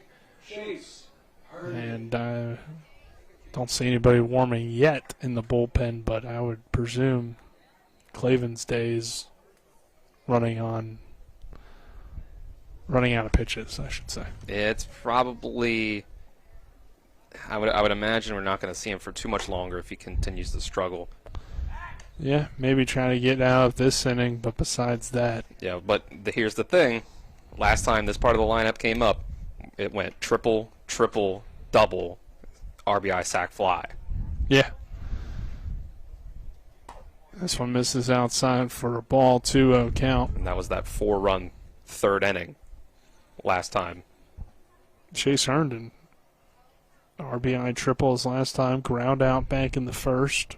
Back playing right field. The next pitch to Herndon is popped up. It's going to stay in the field of play for the catcher Simons, and he makes the catch for the second out. I'll bring Stoudemire to the plate. He walked and also had an RBI triple his last time so far, so he's 1 for 1 today. Been able to get on base both times, and with a runner on first and Cam Moore, good speed. Wonder if they'll maybe test again the catcher. And Moore takes off. The throw down to second. Goes into right center field again, and Cam Moore gets up, and he'll take third. So those throws back-to-back going up the line. Same exact placement, pretty much. And both times it looked like the base runners had a great jump and were probably going to take second relatively easily. Would have been tough to throw them out. So those are tough plays there for Westminster, which puts a runner at third base. The next pitch to Stoudemire misses outside for a ball, 1-1 count. Now you put yourself in a spot you don't have the luxury of only having one out where you can get yourself a sac fly, but you know, a pass ball, wild pitch can get you a run or any base hit. The next pitch to Stoudemire, taken low for a ball. 2 balls and a strike. Braden Stoudemire playing at Shepherd University, the former Washington Patriot with a runner on third base, and his former Washington teammate Cam Moore. As this one runs in, breaking ball, Stoudemire gets out of the way for ball 3. You really had to duck for that one to get out of the way. Yeah. The 3-1. Hit hard on the ground. That is into left field for a base hit and an RBI. And the Hornets extend their lead out to 8-2. Second RBI for Braden Stoudemire on the day. And his second hit. So 2 for 2. Stoudemire with a single, triple, and a walk. And that will bring Jackson Rest to the plate. He has a single and a double so far today with an RBI. Stoudemire going to take off and take second. This one popped up, though, into the infield, so that'll end the inning. Nick Dooling makes the catch. But the Hornets do add to their lead. It's now 8-2 as we head to the bottom of the 4th. This is American Legion Baseball and Talk Radio WRNR and TV10. We're back in 60. Before the invitations and the dress, the flowers, cake, candles, or vows, there is an answer to a question proposed with a ring. Bechtel Jewelers knows that an important part of your wedding happens before the I-dos. We're a diamond store with an engagement and bridal jewelry selection that's both exciting and accessible. On the big day, there's everything else and there's the ring. Make sure you get this one right at Bechtel Jewelers in Inwood. Ollie's VIP Northside at 36 Veronica Drive, Martinsburg is your favorite place to have a great meal, a good time, and to catch all the games. Join us Mondays for 75-cent wings and follow your favorite team from the bar on our 17 TVs located all throughout the bar or from the outdoor fire pit. Ollie's has great food and drink menus and features specials for every day of the week, including Saturdays when you can get a 16-ounce ribeye steak grilled the way you want it for just $24.95. That's Ollie's VIP Northside at 36 Veronica Drive, Martinsburg. We'll see you for the game. We welcome you back here to P.O. Faulkner Park. We have some defensive changes for the Berkeley Post 14 Hornets. As checking in will be Henderson. He's going to play third base. And then also coming into the game is Danner, Alex Danner. Yep. Yeah, they're going to take over the left side of the infield. Henderson at third base, Danner at shortstop, so that'll take out Colin Reed, Braden Stottlemyre, getting themselves some rest now with the 8-2 lead. Yep. So good day for Stottlemyre though at the plate, and we'll see how Danner and Grant Henderson do. As this is a big swing and a miss. Begin the at-bat as leading things off here is Simons. He was at bat when we had the pickoff from Braden Oviedo. The next pitch missing low. Yeah, that was Oviedo's first batter he was facing. Came up with a runner on base and picked off the runner. So this is still the first batter he's faced. The 1-1 hit on the ground. Danner comes up throwing and gets the out. So Alex Danner gets checked into the game and sees a ground ball and takes care of it for the first out. So that will bring Cowser to the plate. This is Jonathan Cowser, the first baseman.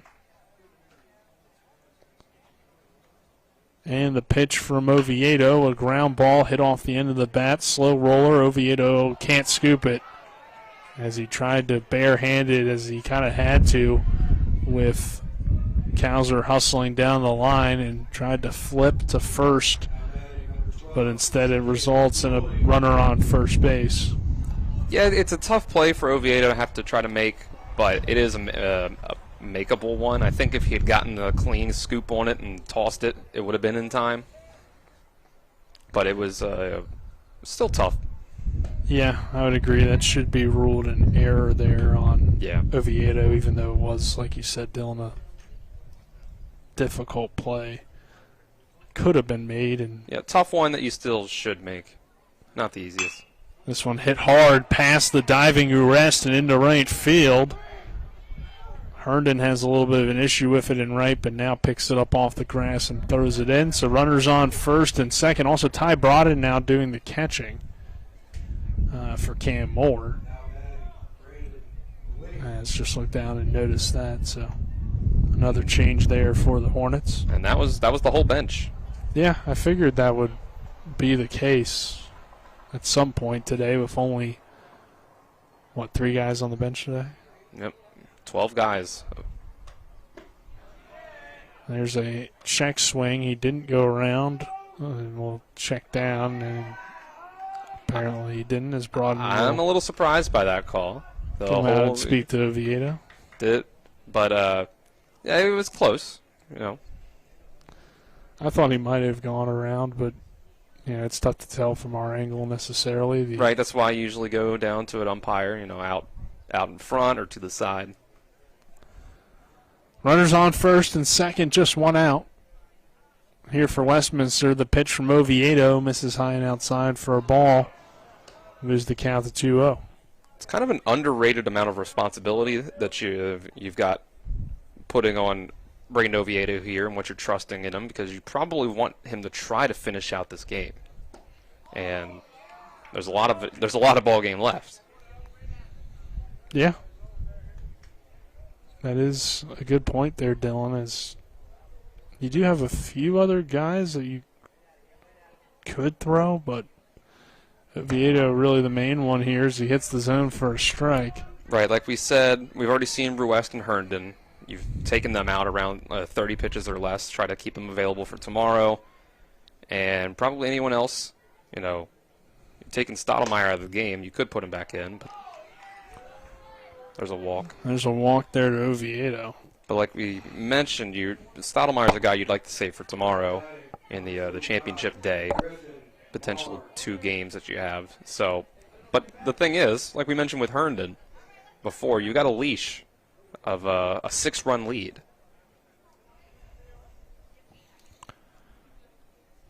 This one misses inside for a ball. You could throw like Henderson. I think Danner might be able to pitch, but besides that, I don't think Dupree pitches. I don't think Colin Reed's going to pitch right now. This one's lined into left field. That gets down for a base hit. Run will come in to score. And it's now an 8-3 game. So a little bit of a rally here from Westminster as they are showing some fight. So normally you're not really shorthanded in pitching, but today you kind of are if you're Berkeley Post 14. Bro, we mentioned earlier kind of all the guys that they've been using. You pitched Carson Buber yesterday. Trevor Boer's not here today. Neither are any of the other Musselman guys. Don't have Griffin Horowitz. Don't have Caleb Fletcher. Yeah, Fletcher's a big one. Pitch missing outside for a ball. And the 1-0 bunt down the line. Oviedo going to go home, get the out.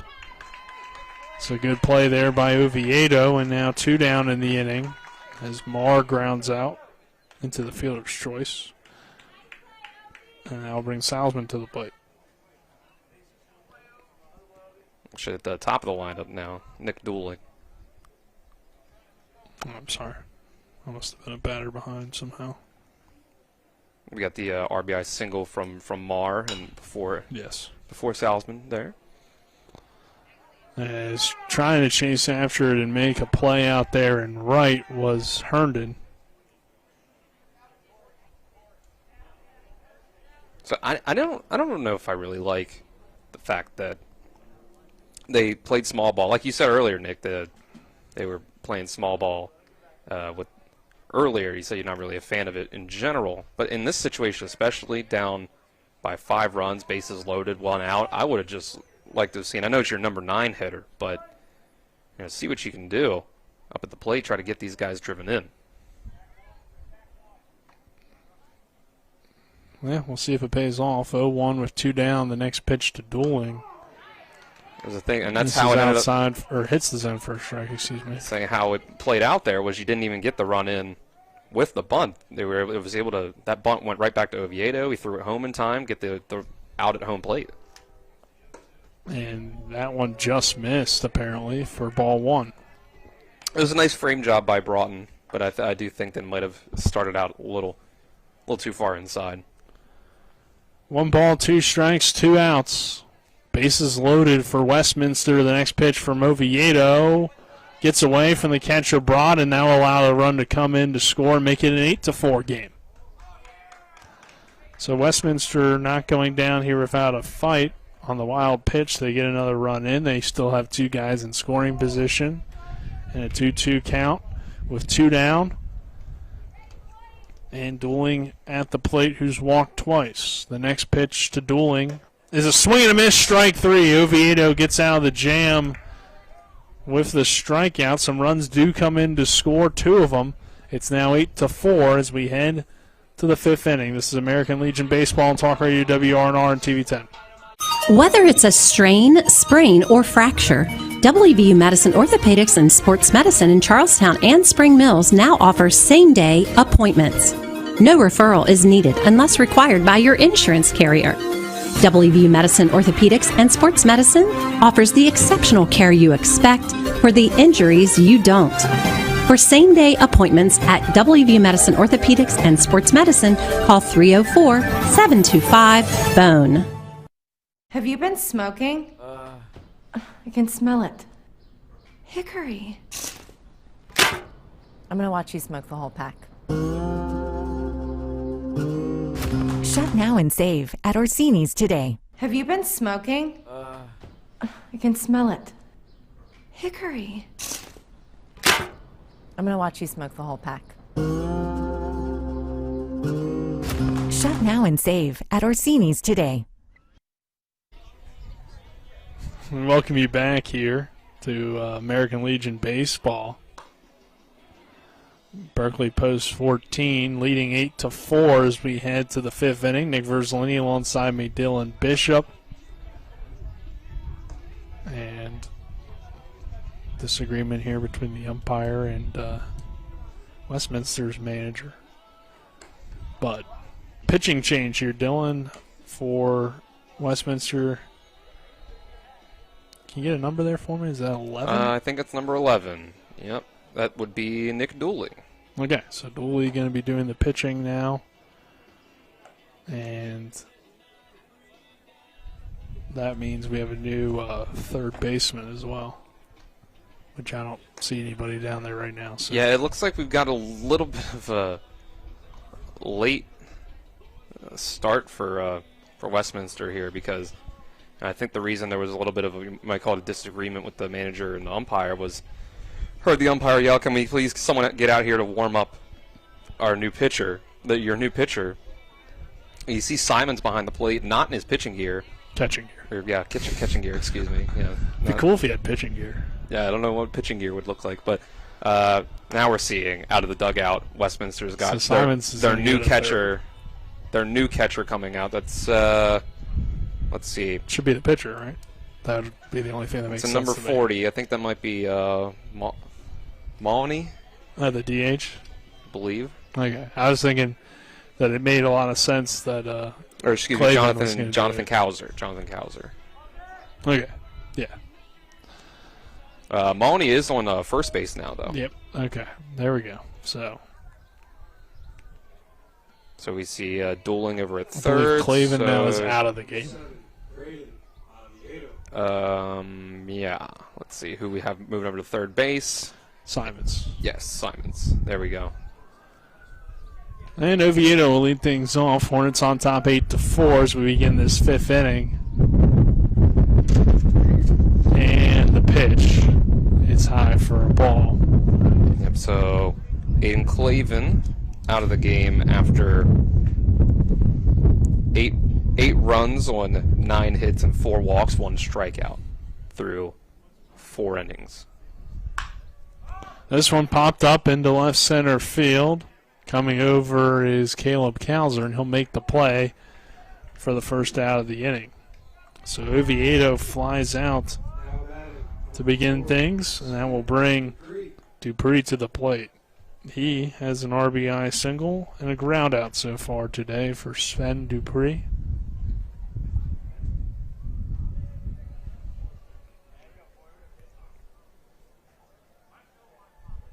And the next pitch from Dooling is fouled away. Nick Dooling doing the pitching after previously playing third. Simons has taken over at third. Cowser's gone behind the plate. And Monty has now taken over at first base for Westminster here in the fifth inning. The next pitch to Dupree is taken outside for a ball. 1 ball, 1 strike. Dupree, that RBI single, first time around, first run of the game for the Hornets, back in the second inning. Here's the 1-1 pitch, missing outside and high for ball 2. 2 balls and a strike with 1 out. Here in the top of the fifth, we'll have the Hornets, of course, batting first since they're the away team, and this one misses outside for a ball 3-1 in the tournament, even though, of course, this is their home field. You notice Dupree really likes to be up in the box. Tight, yeah, up in the box. He's got his back foot on the line. Yep, on the front line as he takes that one outside for a ball. Dupree reaching on the walk, and that will bring Jordan Camby back to the plate. Camby 0 for 3 today. Pair of flyouts and a strikeout for Jordan. Pair of flyouts and a strikeout for Jordan so far. Yep, he's got a new pitcher up there he's going up against now, so we'll see. Potentially that gives him some new luck, some new fortune.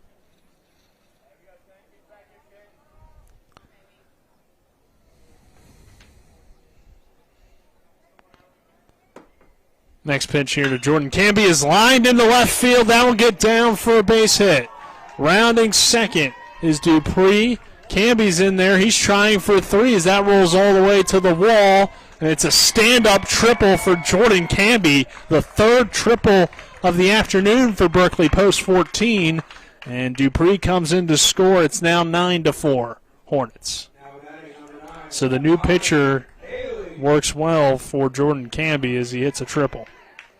There we go. Right on cue. So they've grown the lead back out to 5 after the Vipers were able to put up 2 in the bottom of the 4th. Connor Bailey now to the plate.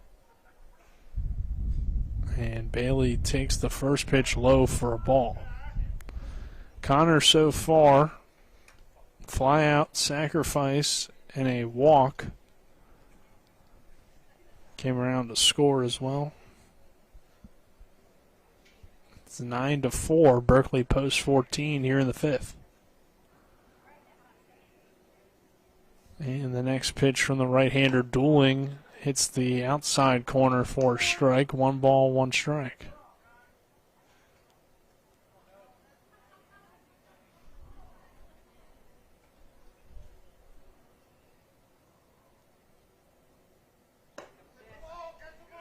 Call a balk there. Oh. So that allows the run to come in to score from 3rd. And Jordan Camby scores the run. It's now 10-4.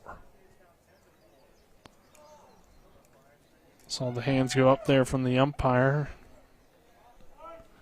as he made the call.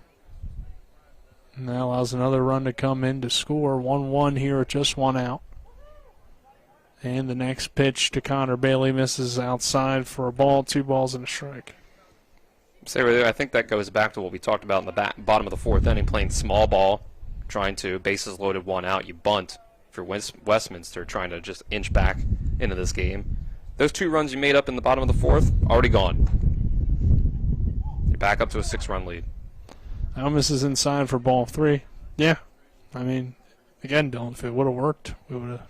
Right. So they're geniuses. If it works, it's a good idea. If it doesn't, it's a bad one. But it is definitely, I think, a little bit questionable as the Hornets have got their lead back out to 6, and now Connor Bailey draws a walk.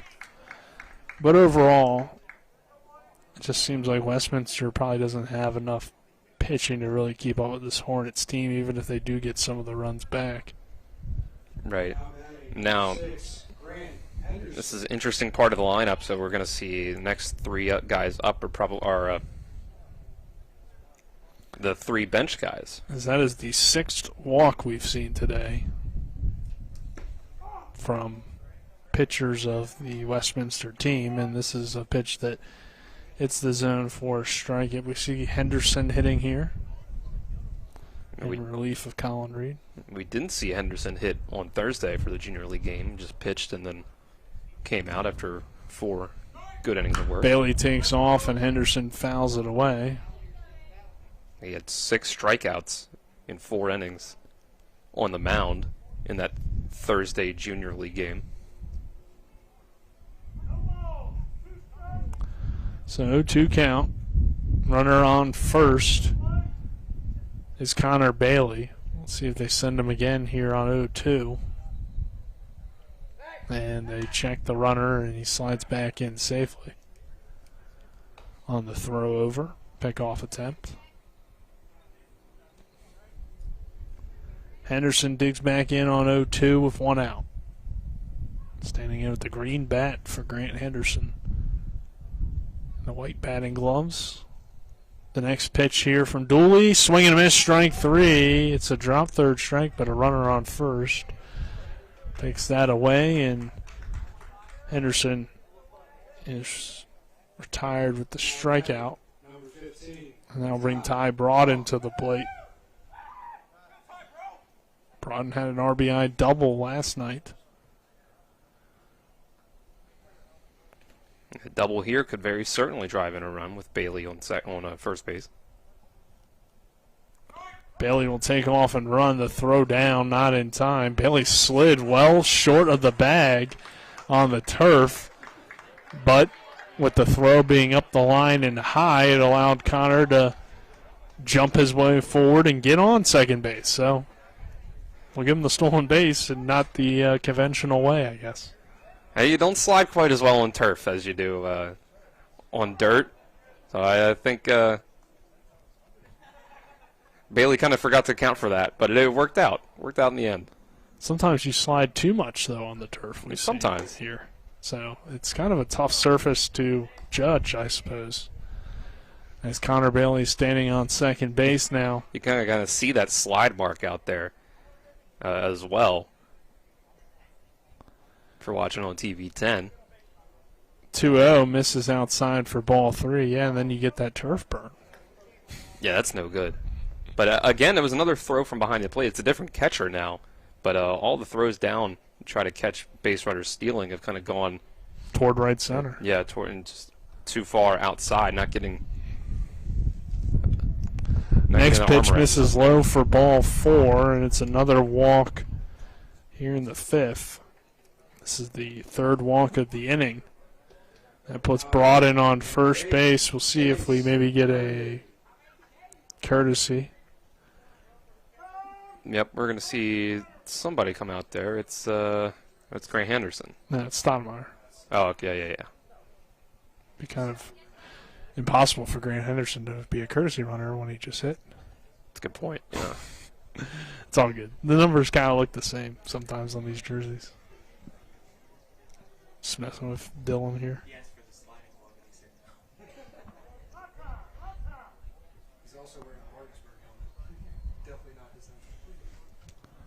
So Stoudemire taking over there, doing the base running with runners on first and second, and Chase Herndon at the plate. You know why I got them mixed up, Nick, is because they're legitimately wearing the same number. Grant Henderson's number 6 on the junior league team. Braden Stoudemire, number 6 on the senior league team. Didn't make him switch jersey numbers. There you go, Dylan. So, correct me. I just know what Braden Stoudemire looks you like. were, you were correct. I went off the jersey instead of the face. There you go. And there's another balk. Oh, so boy. Runners advance to second and third. But here's a good opportunity now. 2 runners in scoring position after that.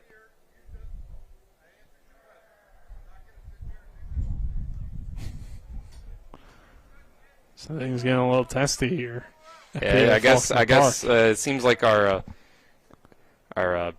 field umpire was trying to get Dooling to correct a mistake of his without making him have to call a balk every pitch, is what it sounded like he was trying to tell him.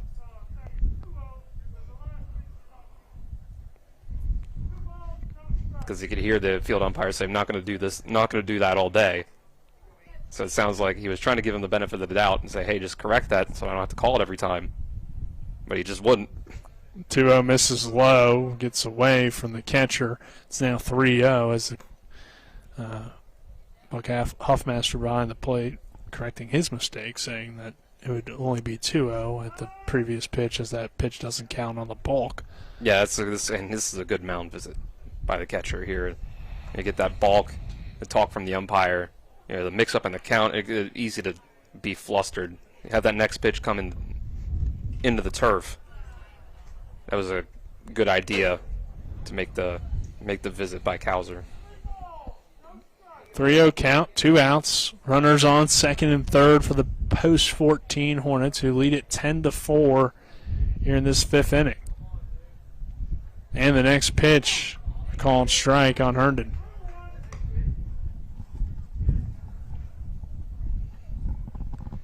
It was a good way to battle back. I mean, 3-0, you're probably not getting the green light, especially a 10-4 game. The 3-1. Missing low for ball 4, so Herndon walks again. And this feels similar to what we had earlier this season where just, I don't know how much Dooling's pitched. You know, he's balked twice. Given up. Right, it's their second game of the day. 4 walks this innings. It's their second game of the day. In total, they've now given up 20 runs between the 2 games, so you know, you're probably getting pretty deep into your bullpen at this point. And like Coach Tobin said that they're missing a lot of guys today, just like Post 14 is. Throw down, not in time. So bases loaded here, and is now hitting for the Hornets is going to be Danner. It's a big chance for him. Junior league player, bases loaded. Make an impression on the senior league team. And the 1-0 to Alex Danner is a breaking ball, and there's another balk. It's another balk. Yep. And a run coming in to score now 11-4. And we'll see if we get a pitching change or what the case may be, as Westminster's going to have a mound visit. Well, Hornets get another run across. It's 11-4. Yeah, he's giving up the ball. We are going to give a pitching change here. And Dooling's going to center. And we'll see if Kauser's the one pitching or who it may be, but we're going to take a 60-second break. This is American Legion Baseball on Talk Radio, WRNR, and TV 10. At the Berkeley County Health Department, our motto is prevent, promote, protect. Since 1935, our mission has been to provide clinical and environmental services to protect the health of the general public. We're committed to building public health in our community by offering a wide range of services, including blood pressure screening, breast and cervical screening, family planning, counseling, lab testing, and more. We perform health inspections to make sure the restaurants you visit are clean, and we prepare and coordinate plans to respond to all hazards. The Berkeley County Health Department, 122 Waverly Court, Martinsburg. My kids, you know I want the best for you, don't you? We need to have a conversation. End-of-life planning is no one's favorite discussion, but the relief of having everything in place when the hour of need arrives is a gift. Give it to your family. Plan ahead with us. Brown Funeral Homes, a leading provider of cremations, invites you to explore the many flexible options of cremation. From environmental considerations to the benefit of greatly reduced cost, it may be the perfect answer for your family. Online at brownfuneralhomeswv.com. Brown Funeral Homes, here for you. We welcome you back here to P.O. Faulkner Park. Hornets on top 11-4 as we head to the 5th inning. Or we continue here in the 5th inning, I should say. It's been a tough inning for Westminster as Berkeley has nearly hit around this inning, Dylan, but only one hit in the inning. The triple, the RBI triple from Jordan Canby, we've seen. Let's see here, 4 walks in the inning and 3 balks, I believe. So it was definitely a tough inning there for Westminster. It's been a tough inning, I should say. 2 down, though, so see if Kauser can get them out or if Berkeley can continue this inning of runs coming across. And so it's Kauser throwing to Kauser now. Had pitcher and catcher.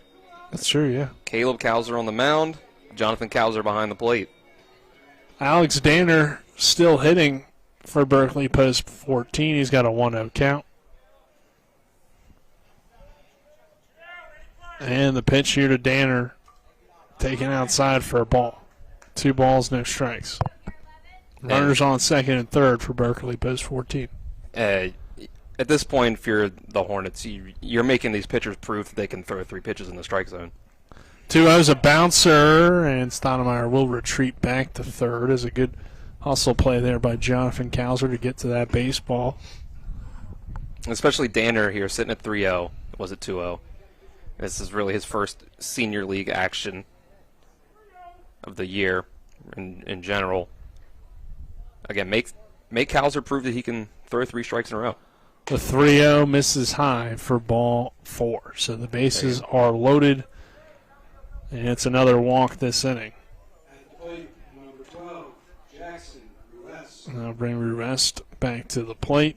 He singled and doubled so far and has a fly out as well.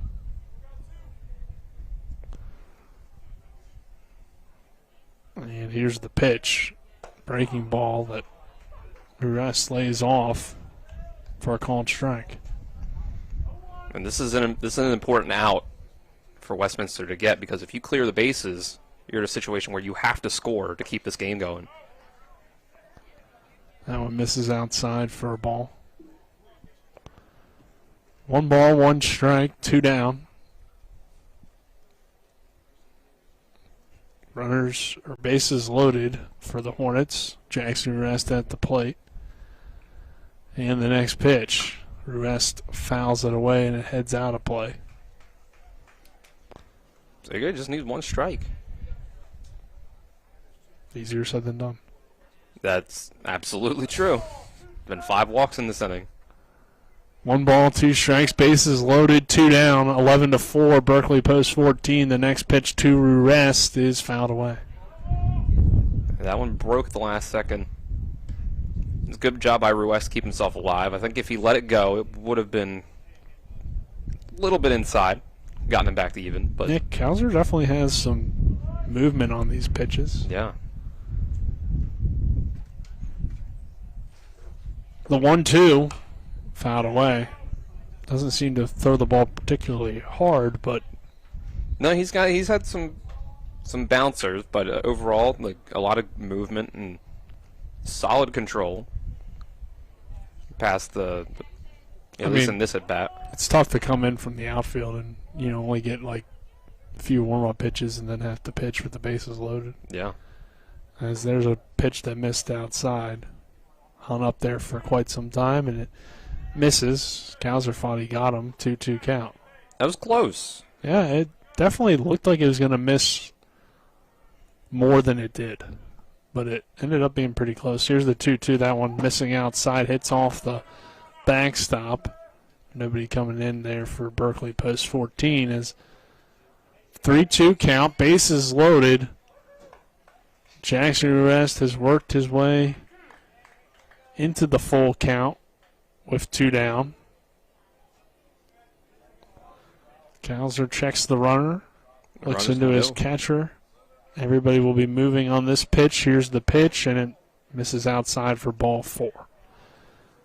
So the Hornets have batted around. Another run coming in to score makes it 12-4. And we're back to Braden Oviedo, who started this inning with a fly out to center field. And if he can land this ball in, that's a 10-run lead. This one misses outside for a ball. Assuming Danner can come around from second on it. Again, if you can't keep that the ball in the strike zone, then these guys can also just move station to station. The 1-0.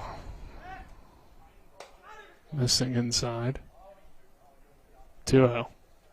I see a little gamesmanship from Simons over at third base. Caught the ball and then ran away from the base as if to try to trick Herndon into thinking the ball got past him. This one, a called strike. 2 balls, 1 strike, 2 outs, bases loaded for Berkeley post 14. Looking to continue this inning up 12-4. The next pitch to Oviedo is a slow chopper hit toward Kauser, the pitcher. He throws it over the head of the first baseman, and both runs will come in to score to make it 14-4. Well, I was just about to say that Oviedo's in a solid position where he can be the one that gets himself that 10-run lead, to where if he can have a clean inning in the bottom of the 5th, he doesn't have to pitch 3 more innings to get through this full game and make sure that the Hornets don't have to use any more pitchers. Get yourself up to a 10-run lead, have yourself a clean bottom of the 5th, and you're good. You move on tomorrow. you get yourself the W. Yep, Cam Moore's going to come in and courtesy run for Braden Oviedo, the pitcher. But now Sven Dupree up at the plate can make it a little bit of insurance. Dupree takes this one outside for a ball. Cowser trying to work his way out of it. With 2 on and a 14-4, Berkeley Post 14, Hornets lead. And the next pitch to Dupree is a breaking ball that doesn't come back. We're also coming up on the time limit for this game. Is the time limit still in effect when there's no game after? I was gonna, as I was saying that sentence, it is still in effect. As we're getting the word from our scorekeeper over here in the press box. That yes, even though it's the last game of the day, they're only going to limit it to 2 hours. Well, it definitely is pretty obvious that Westminster's ran out of its pitching, so I'm sure they won't mind it being limited to 2 hours as well. As here's the next pitch hit on the ground, as it's a ground ball to the second baseman. Cowser steps on the bag for the final out of the inning. As it was a tough play there, but Dupree grounds out to end the inning, and we head to the bottom of the fifth, 14-4, and as we approach both the run rule and the 2-hour rule, we're going to need some runs here from Westminster to keep this one going. Dylan, as we head to the bottom of the fifth. This is American Legion Baseball Talk Radio, WRNR and TV 10. At Carter Myers Automotive, what we do today will tomorrow become what we've done. That's why Owners Just Do More no longer defines us. Our work is never done because what we live by doesn't have a finish line. We care. Our company of owners is moving lives forward every day by finding more ways to care before, during, and after your purchase. Because when you're happy, so are we. Carter Myers Automotive. Proud to be the owners who just care more. Not sure where to go or who to trust with your flooring project? And start with Trips Flooring, proudly serving the area for more than 25 years, specializing in floor sanding and refinishing, along with installation of new flooring, including hardwood, tile, vinyl, laminate, carpet, and the hottest trend in flooring, luxury vinyl, tile, and luxury vinyl plank. Are you on a budget? Check out their warehouse, cash and carry, or call 304-229-7009, or visit them online at tripsfloorsanding.com. Looking back here, P.O. Faulkner Park, 14-4, Berkeley Post 14. Hornets trying to hold on to the run rule in effect and get the win here and advance to tomorrow, where they'll have 2 games and one game with an opportunity for 2 games and a championship, of course. But if you are Westminster, you'd like to keep this one going at least until the time limit at the very least. So we'll see what happens here. And you're facing the 2-3-4 hitters. So Oviedo got that chopper that entered in an error, drove in those 2 runs, made this a 10-run game. So that gave himself the opportunity to make this his last inning up on the mound. Here's a pitch from Oviedo. It's a chopper foul down the third baseline. And Braden Oviedo trying to, like you said, Dylan, we were a little bit worried when Westminster got some runs up. Maybe they would have to go to another pitcher, but with the 10-run lead here, you feel like Oviedo can get through this thing, and you don't have to worry about using another arm before tomorrow, which was clearly what Berkeley was trying to do, is limit their pitch counts. And the next pitch here from Oviedo, a swing and a miss for strike 2. 1 ball, 2 strikes. Yeah, Oviedo did give up a walk and 2 hits, had himself an error in the first inning. He pitched the bottom of the 4th, gave up 2 runs.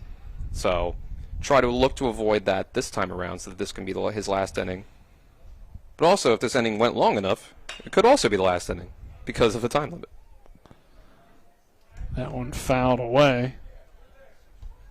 2 balls, 2 strikes here on Walton, who's 0 for 2 today with a strikeout and a flyout. The next pitch, a swing and a miss, strike 3. Oviedo with a good-looking fastball on that one. Yep, second strikeout of the day for Walton. Puts him at 0 for 3. I bring Cowser to the plate. Now it's pitcher versus pitcher. That was the last pitcher we saw up there for Westminster. Cowser takes this one, big swing and a miss, strike one. Of course, he played most of the game at center field. Got out of the jam. Only ended up giving up 2 runs. I suppose at least one of those runs may be credited to dueling. 1 ball, 1 strike here. Officially, Cowser came in as he fouls this one away and only gave up 1 run there, 1 earned. Yeah, there you go. 2 walks, no strikeouts. Dueling comes in, gives up 5 earned in 2/3 of an inning, 4 walks, 1 strikeout, 1 hit. This one hit hard into left field, and Cowser is on with his first hit of the day, a walk, a strikeout, and a single for him. Now brings Simons to the plate.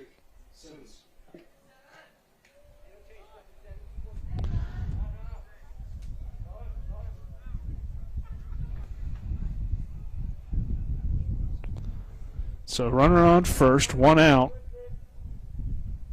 And here's the next pitch from Oviedo, and it hits the zone for a strike.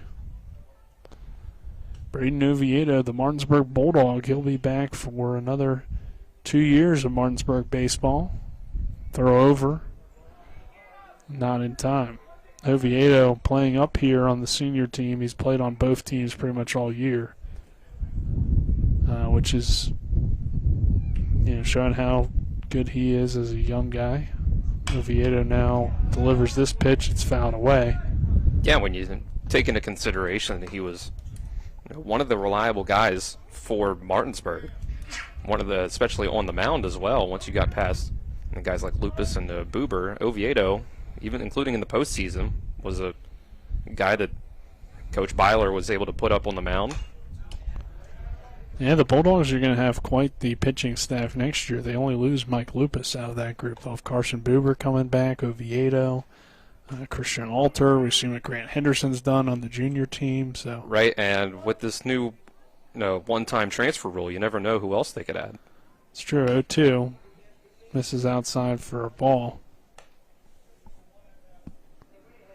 1 ball, 2 strikes, 1 down. Oviedo steps back on the rubber. Breaking ball misses inside for ball 2. 2 balls, 2 strikes, 1 out. Simon's trying to battle here at the plate. Runner on first base in Cowser. Oviedo delivers the next pitch. It's lined into left field. Charging in is Connor Bailey. He gets down for a base hit. So back-to-back singles, and Westminster is not going down without a fight. Yeah, Bailey misjudged that one a little bit. It took him, he kind of stopped in his tracks. Couldn't quite tell that it was going to be too far in front of him to where he needed to come in for it. Took him just a little too long to see that.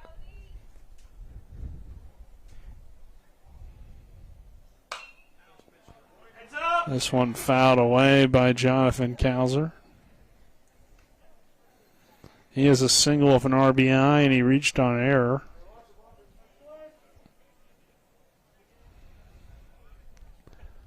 Oviedo checks the runner and delivers the next pitch on 0-1, low for ball 1. 1 ball, 1 strike.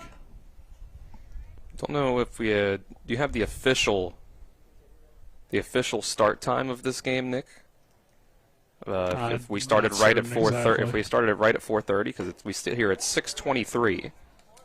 Yeah, I'm not sure exactly to tell you. Yeah, so they're coming up against that time limit, and it's all about, you can start a new inning before 2 hours, but you can't. Once you're past 2 hours, you can't start a new inning. Well, this could be 2. No, won't be any. As I don't even get to it was Danner. Probably had to only go to first anyway, but the bases are loaded, Dylan, with 1 out here in the inning. That's tough. I mean, you still have a double play alive, force an empty base. So something in the infield you can still. It's a young infield too. I mean, you got Danner and Dupree out there. Got a courtesy runner for the. Or I don't even know if that's a courtesy runner. That might have just been a pulled hammy or something. Well, Jonathan Kauser was the catcher, so it looked like I this guess one it hit back toward Oviedo, throw home in time for the out. For some reason he pump faked. I think maybe he wasn't certain that I don't think he was aware that the bases were loaded. Potentially, I think he had to kind of double check to make sure it would be a force out. But a good idea to throw it home anyway if the runner's coming. Yeah, you'll take that. Or to make sure there's a hit a double check. Yes, there's less than 2 outs. So he goes home, gets the lead runner, and Oviedo can end it right here if he can get out of this inning, as there's a swing and a miss for strike one for Mulaney. But the run rule is in effect here with the Hornets up 14-4, and all that stuff about time and all that won't matter, Dylan.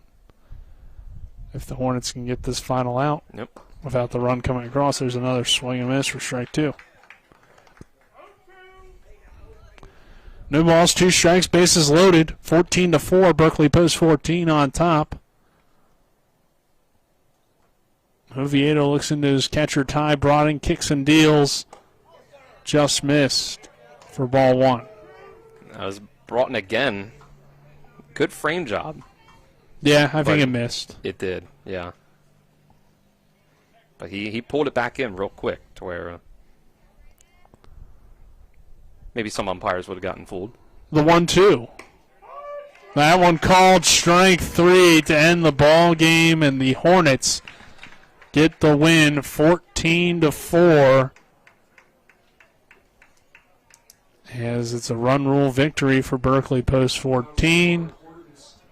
And they'll have a chance tomorrow to advance to a championship game as Berkeley Post 14 gets the win. Dylan, what's your quick thoughts on this one? Well, it started off pretty interesting. When we saw the open up 2-0 lead for Westminster, but then the bats came alive.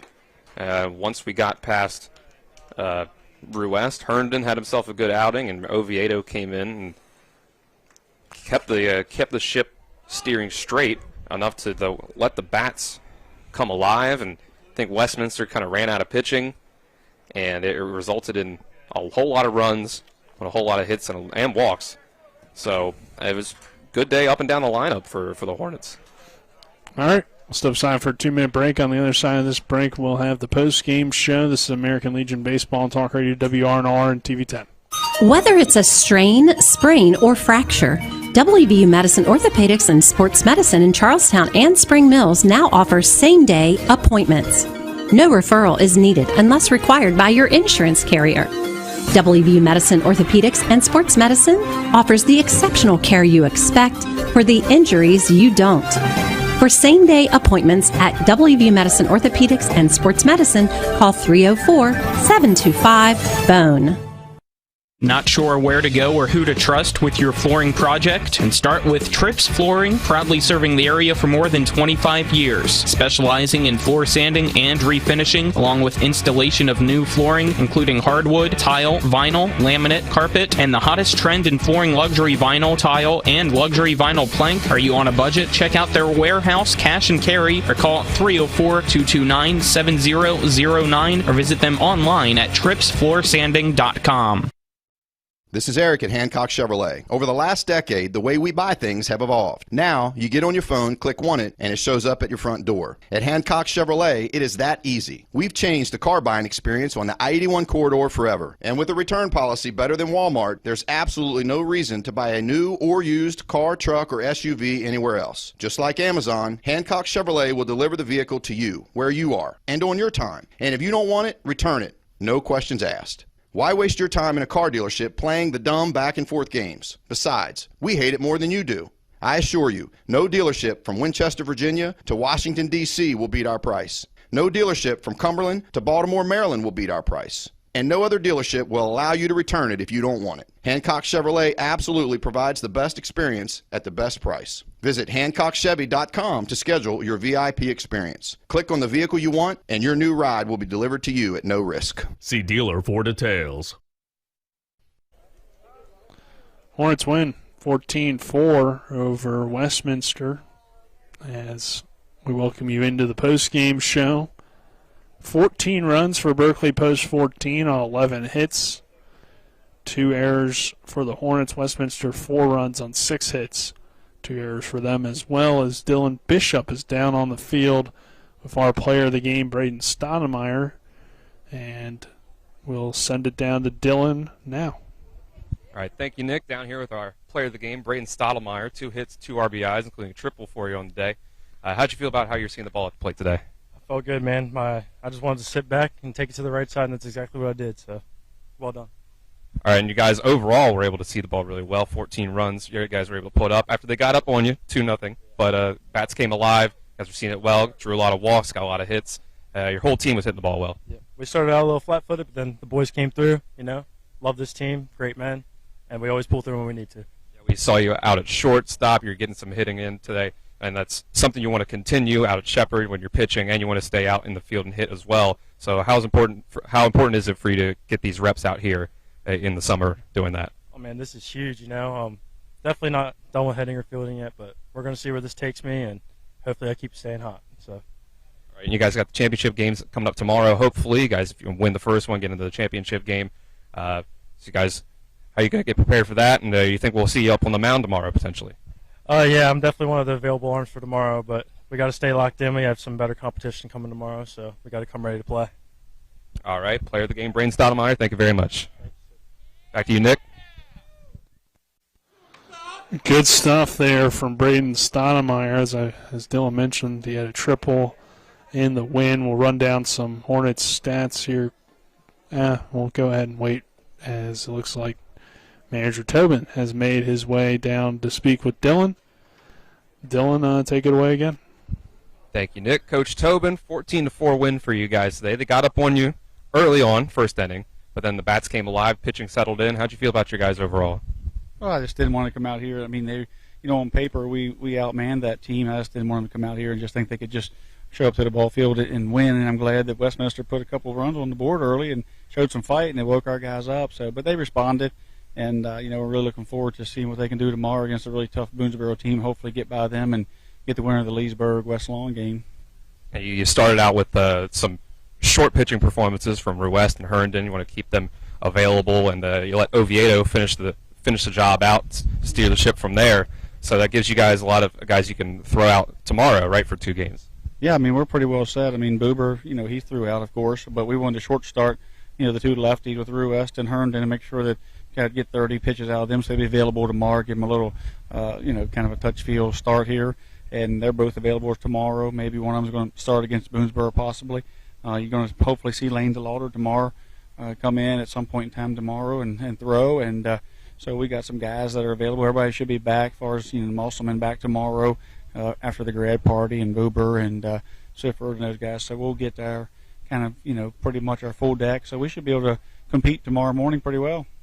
As for today, you guys able to wake up after, it's a little bit of a slow start very early on. We got 14 runs up on the board. How did you feel like you guys did at the plate overall? Drew a lot of walks and got a lot of hits. Yeah, I mean, they were patient at the plate. The pitching, the velo was down a little bit, so they had to adjust, stay back a little bit early. I mean, when you get a pitcher that doesn't have quite the velo that they're used to, or throws slower, and you have to adjust. Those guys threw strikes for the most part, and then they kind of come apart there at the seams, and our guys were just patient at the plate and didn't do anything selfish when they stayed back, started driving the baseball, and taking the base on balls when they were given to us. All right, and finally, you guys got the chance to come out here tomorrow on Father's Day and win this tournament. How's it feel? How are you telling your guys coming into tomorrow?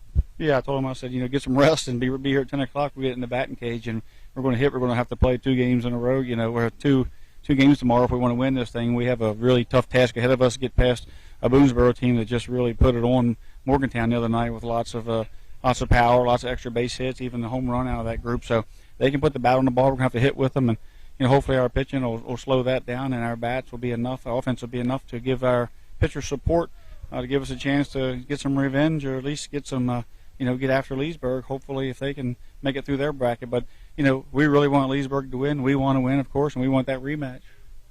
All right, Coach Tobin, thanks for joining us. Congrats on the win. Thank you. Back to you, Nick. Thank you, Tripp. Thank you, Dylan, as well, as the Hornets get the win again, 14-4. You have hits from Jordan Camby, Colin Reed, Cam Moore, Chase Herndon, Braden Stoudemire, our player of the game, Jackson Ruest. Braden Oviedo gets 2 hits, his first 2 of the year, and Sven Dupuis gets a hit as well. Ruest got the start, went 1 inning, 2 hits, 2 runs, 2 earned, 2 walks, 1 strikeout. Herndon goes 1 2/3, 1 walk, 3 strikeouts, those 30 pitches, and then checks out. Oviedo 2 1/3, 4 hits, 2 runs, 3 strikeouts. Hornets get the win, and we'll take on Boonesboro tomorrow. And, of course, they'll then either win and take on the winner of Leesburg and West Lawn, which is the other semifinal. But for Colin McLaughlin, our cameraman, Dylan Bishop, Spencer Dupuis back in the studio, that does it here for us. Once again, your final score, Hornets 14, Westminster 4. This is American Legion Baseball on Talk Radio WRNR and TV 10, and we're saying so long here from P.O. Faulkner Park. You've been tuned into American Legion Baseball for the continued excitement of high school, college, and Major League Baseball. Keep it tuned to 106.5 FM, AM 740, Comcast Cable Channel 10, and online at talkradiowrnr.com.